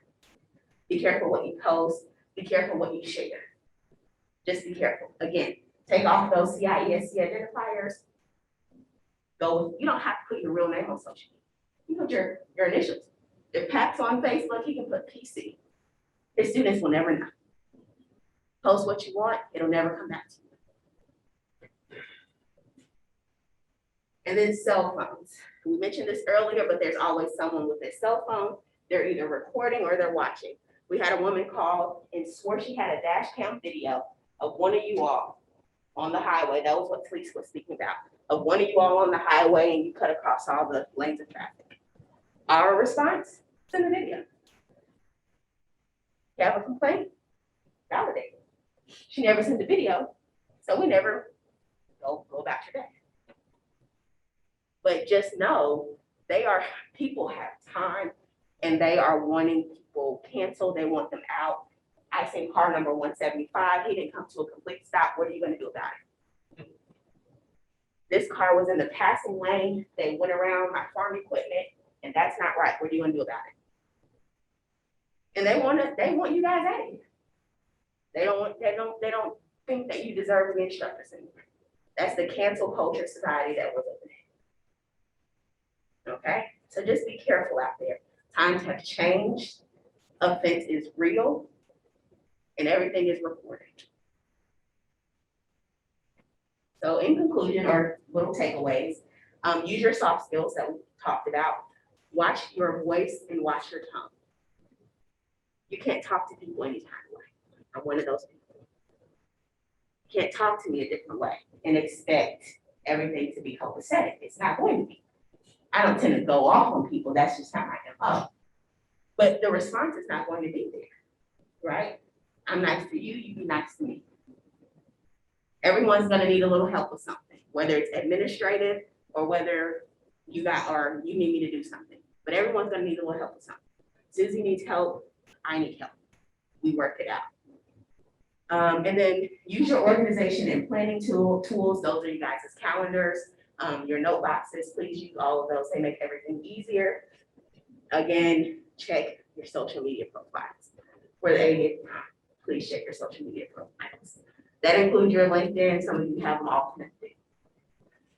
And just know that CIESC policies and procedures are greater and rule over your implicit biases. So we don't stand for it at CISC. If they don't stand for it, just because that's how you are, doesn't mean it goes. And if you have a problem complying with CIAC policies and procedures, then that's an issue. Okay. Best practices, the term best is subjective there. I'm sure you all have your guys' best practices that you can identify. But just your best practices are what we spoke about in this presentation. And just a glossary there for those that may not have understood or wanted more clarification on the words that I use. I have defined for you implicit bias, discrimination, gender, sex stereotype, and gender fluidity. If you care to take a look at those definitions. Some of you guys, this is the first that you've heard of these terms. I implore you to look at them a little bit more, especially if you are a talker and you may not watch what you say or may come out and then you're like, oops. Yeah, I implore you guys to educate yourselves on what is currently happening and what students are dealing with and what students are talking about. Offense wise, just so you're not there, so you're not offending anyone. Are there any other questions, comments, or points of concern at this moment? We have about 10 minutes to discuss. Go ahead, Sia. You have a question?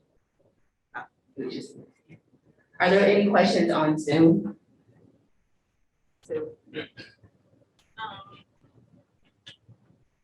I don't see any in the chat.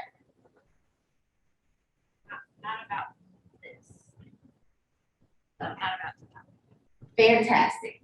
Well, now that I've gotten everyone in their feelings. Oops, I didn't do that right. Can you bring up the show? I stopped.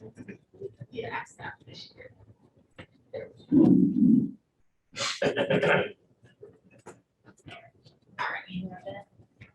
All right, thank you, Sean.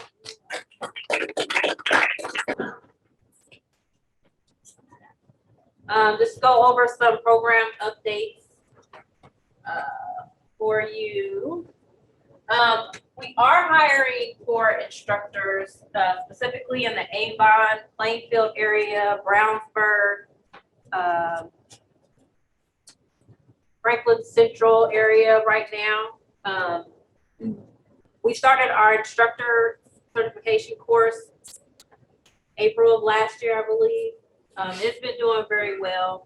We've hired 9 new instructors from that. We have Jeremy Bell is one of our new instructors, and Andy is one of our new instructors. We have another one in here. Paul. Yes, Paul over there. Went through our course. Oh, he went through our course. You did the India course because you started some time ago. But we got him certified last year, and he started this year. So it's been going great.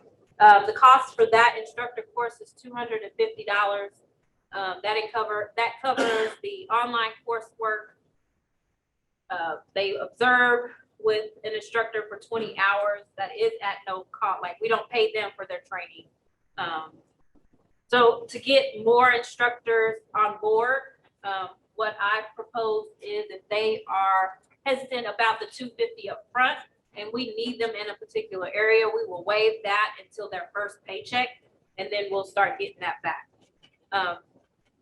That's to help. So if you know someone that wants to be an instructor, please send them my way. Just to recap on the instructor incentive pay, this will be the breakdown for next year,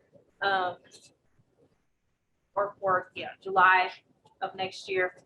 Again, I spoke with Jenny and we realized that you guys have not had a raise since in 6 years. So that is a conversation that I will have with the director. Again, if we do a raise, we will not be able to do an incentive pay for that bonus. So we'll just keep that in mind and keep you guys updated on that. I am going to come around and give you, we have this questionnaire intake form what we want to do is highlight you guys in some blogs. If you don't mind. If you have a pen, if you want to be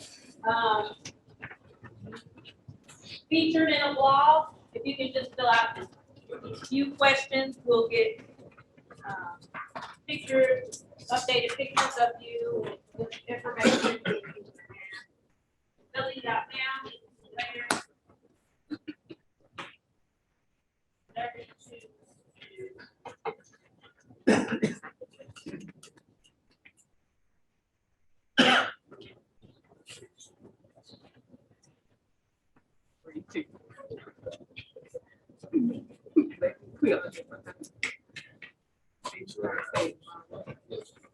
Those on Zoom, I will send you a link so that you can fill that out.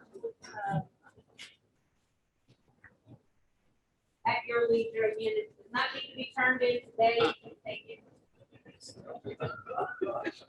What'd he do? Oh, we need to be. Does everyone have a pen? We have. There's plenty.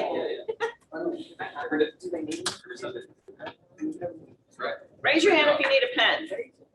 Okay. Okay. Thanks.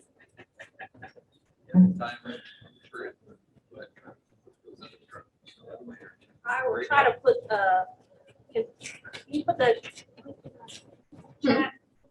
Are you able to put that link in the chat? Oh, I can.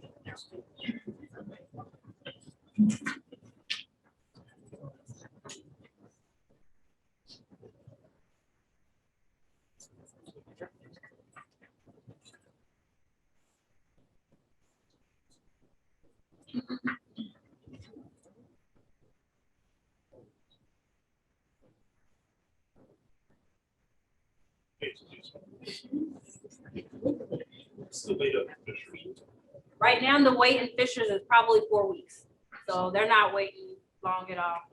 Mm-mm. Nope.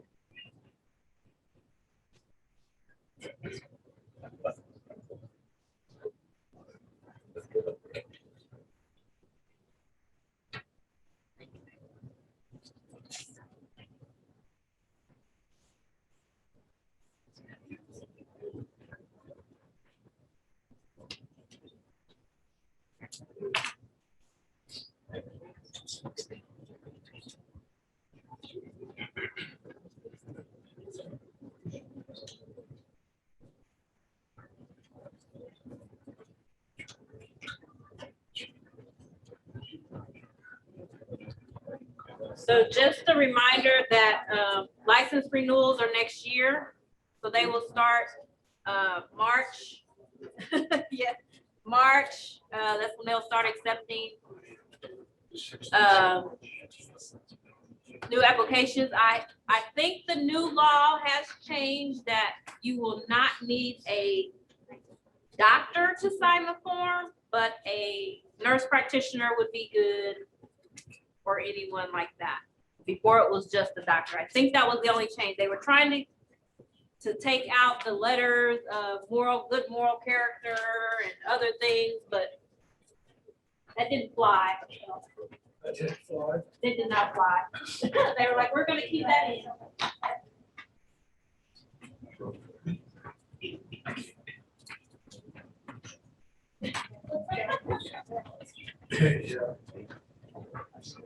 Sorry. We will also, so along with these blogs, we'll also be sending out next year, you know, your yearly anniversary emails congratulating you for being with us for so long. I noticed earlier this year that how many have been with us for 20 years. And that's just amazing to do this job for 20 years. Shocking.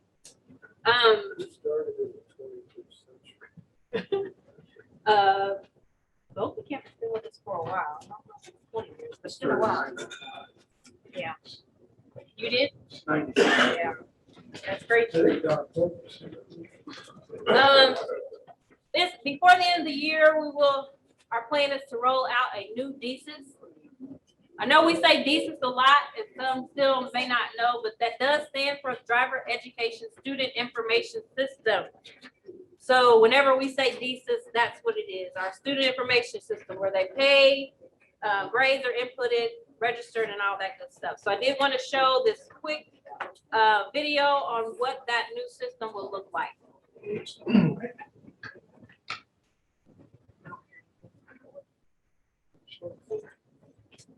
Which might be on yours.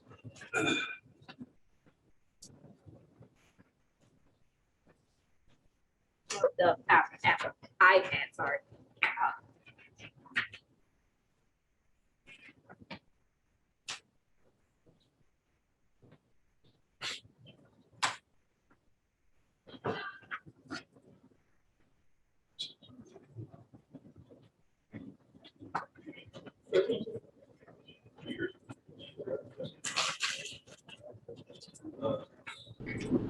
There we go. But make sure the volumes are all the way up, not all the way up. From the website, students will be able to choose their class package, online, traditional, or behind the wheel, with a button for more information. There's also this flow chart to help them with the steps to continue. My program goals, and at the bottom, there is a list of upcoming traditional class courses. As the instructor, you can quickly add days to your calendar with minimal clicks. After setting your link to 1 hour and then adding your session notes, your last step will be to check the box to reuse this setting. As always, we recommend giving yourself a 15-minute buffer in between drives. This system makes this process much easier and simple. From your profile, you'll be able to see your list of active students. And for instructors that drive at multiple locations, students will have the ability to see all the pickup locations, start days, and times. Or they can choose the pickup location from a list of addresses. Training will be provided in order to properly distinguish these options. They are now booked with a reminder of the day, time, and location. Then they go back to Book Now to choose their second drive date. This system will stop them from booking more than one drive per day. From their profile, they will see their past and upcoming drives where they can cancel if they need to. An option in their profile is to view their progress after each drive with a rating scale that will be established later. This entry will be required from instructors and will be always visible to the student. From the instructor calendar, green circles indicate a drive needs to be completed, and check marks are your signs of completion.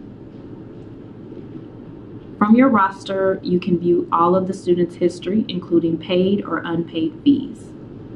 Combining DESIS and Schedule to Drive, this system will increase efficiencies for everyone. So that's just a quick.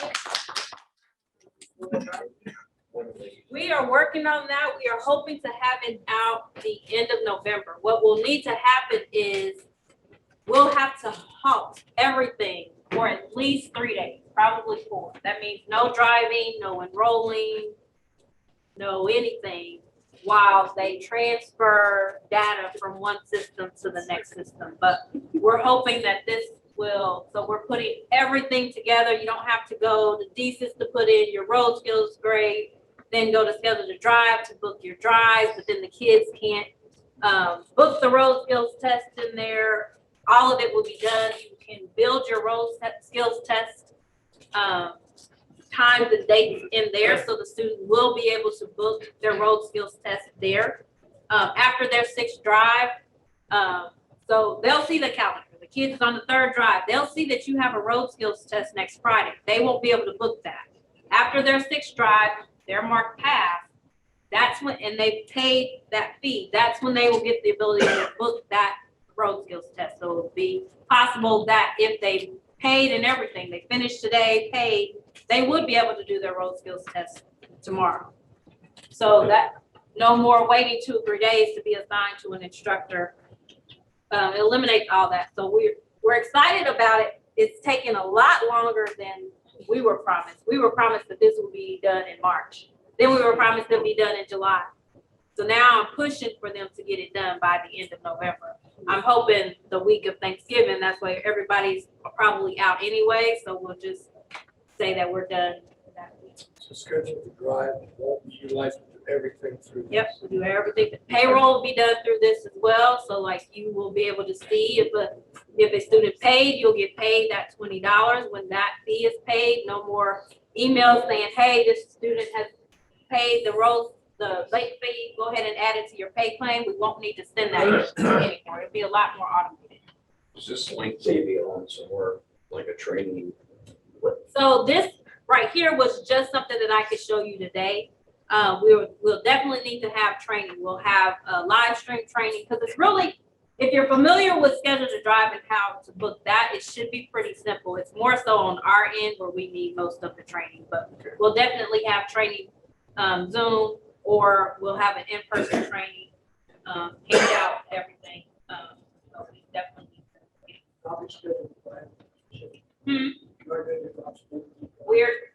We are dropping Schedule to Drive and we are dropping decent, so hopefully it won't be as slow. It will be compatible with your smartphone, so it'll be whatever that word is called. Responsive to your smartphone. Yes. Will the comment sheet still be separate? You won't need to do that either. So we'll have the comment sheet that's built into this system that you'll need to complete after each drive. And that's where it was talking about the rating scale. I'll work with the focus group on creating that scale. So if a student is on drive 1 and they're not at a level, then they're gonna need a 2. So at the end, we would rather have a score. If you're between this score and this score, you pass. If you're between this score and this score, you fail. That way it gives the students a little bit something visual to see on what we're comparing it to, instead of really it's based on if this instructor thinks I'm a good driver, then that instructor doesn't think I'm a good driver. Who's right? So. What I meant by the comment sheet is one that we do after the 3rd and 6th. Yep, you won't have to do It's that. all, we won't have to do anything. Nope. Yep. Won't have to do that. So From the website. These are all the benefits that we found to be helpful on that. And yeah, so really that is all we had. I thought we had a lot more that would keep you longer. I'm sad that I can't keep you longer. I know you guys don't have anything to do today. But I will go ahead and release you guys if you don't have any questions. Is there any questions on Zoom? Talisa, real quick, so should we schedule, put drives in after Thanksgiving or? Oh, that is a good question. I would say no. Okay. I would say no. I had to ask, is there? No. Oh, yeah. I know. That means you just have to build more before or after. But, but no, right now I'm gonna say no to building time in November. I hope to get a definitive start date from them within the next couple of weeks. I have 2 questions in the chat. The first one, Colin feedback. Do we need to send this completed form to anyone in specific? Can I just send it to driver ed? What completed form? I think the one, that questionnaire. Maker card. Oh, yes, you can just send it to driver ed or me, yeah. And then will this save us money overall? I think Cecil was talking about the new system. Oh, I absolutely. remember you once said S2D was pricey. Absolutely, absolutely. So schedule to drive, we pay them $5 and some, maybe $5.60 per kid who's enrolled. And that doesn't mean completed. That means who said they're ready to start their drive and for whatever reason didn't finish, never signed up. So every student that we get to the count, I think last year was almost 6,000 kids that we had to pay for, but only finished 4,000. So we have to pay for that. With this new system, we're only paying per calendar. We're paying like $20 to $25 per calendar. So that's 50 calendars of a month. So it's still pricey, but it's a lot more, it's a lot less. That takes care of the check. Yep. All right. Well, I appreciate you guys. If you have any questions, we'll be here. Thank you guys. Thanks, guys. It's so nice to meet you in person. See, I just think about doing that.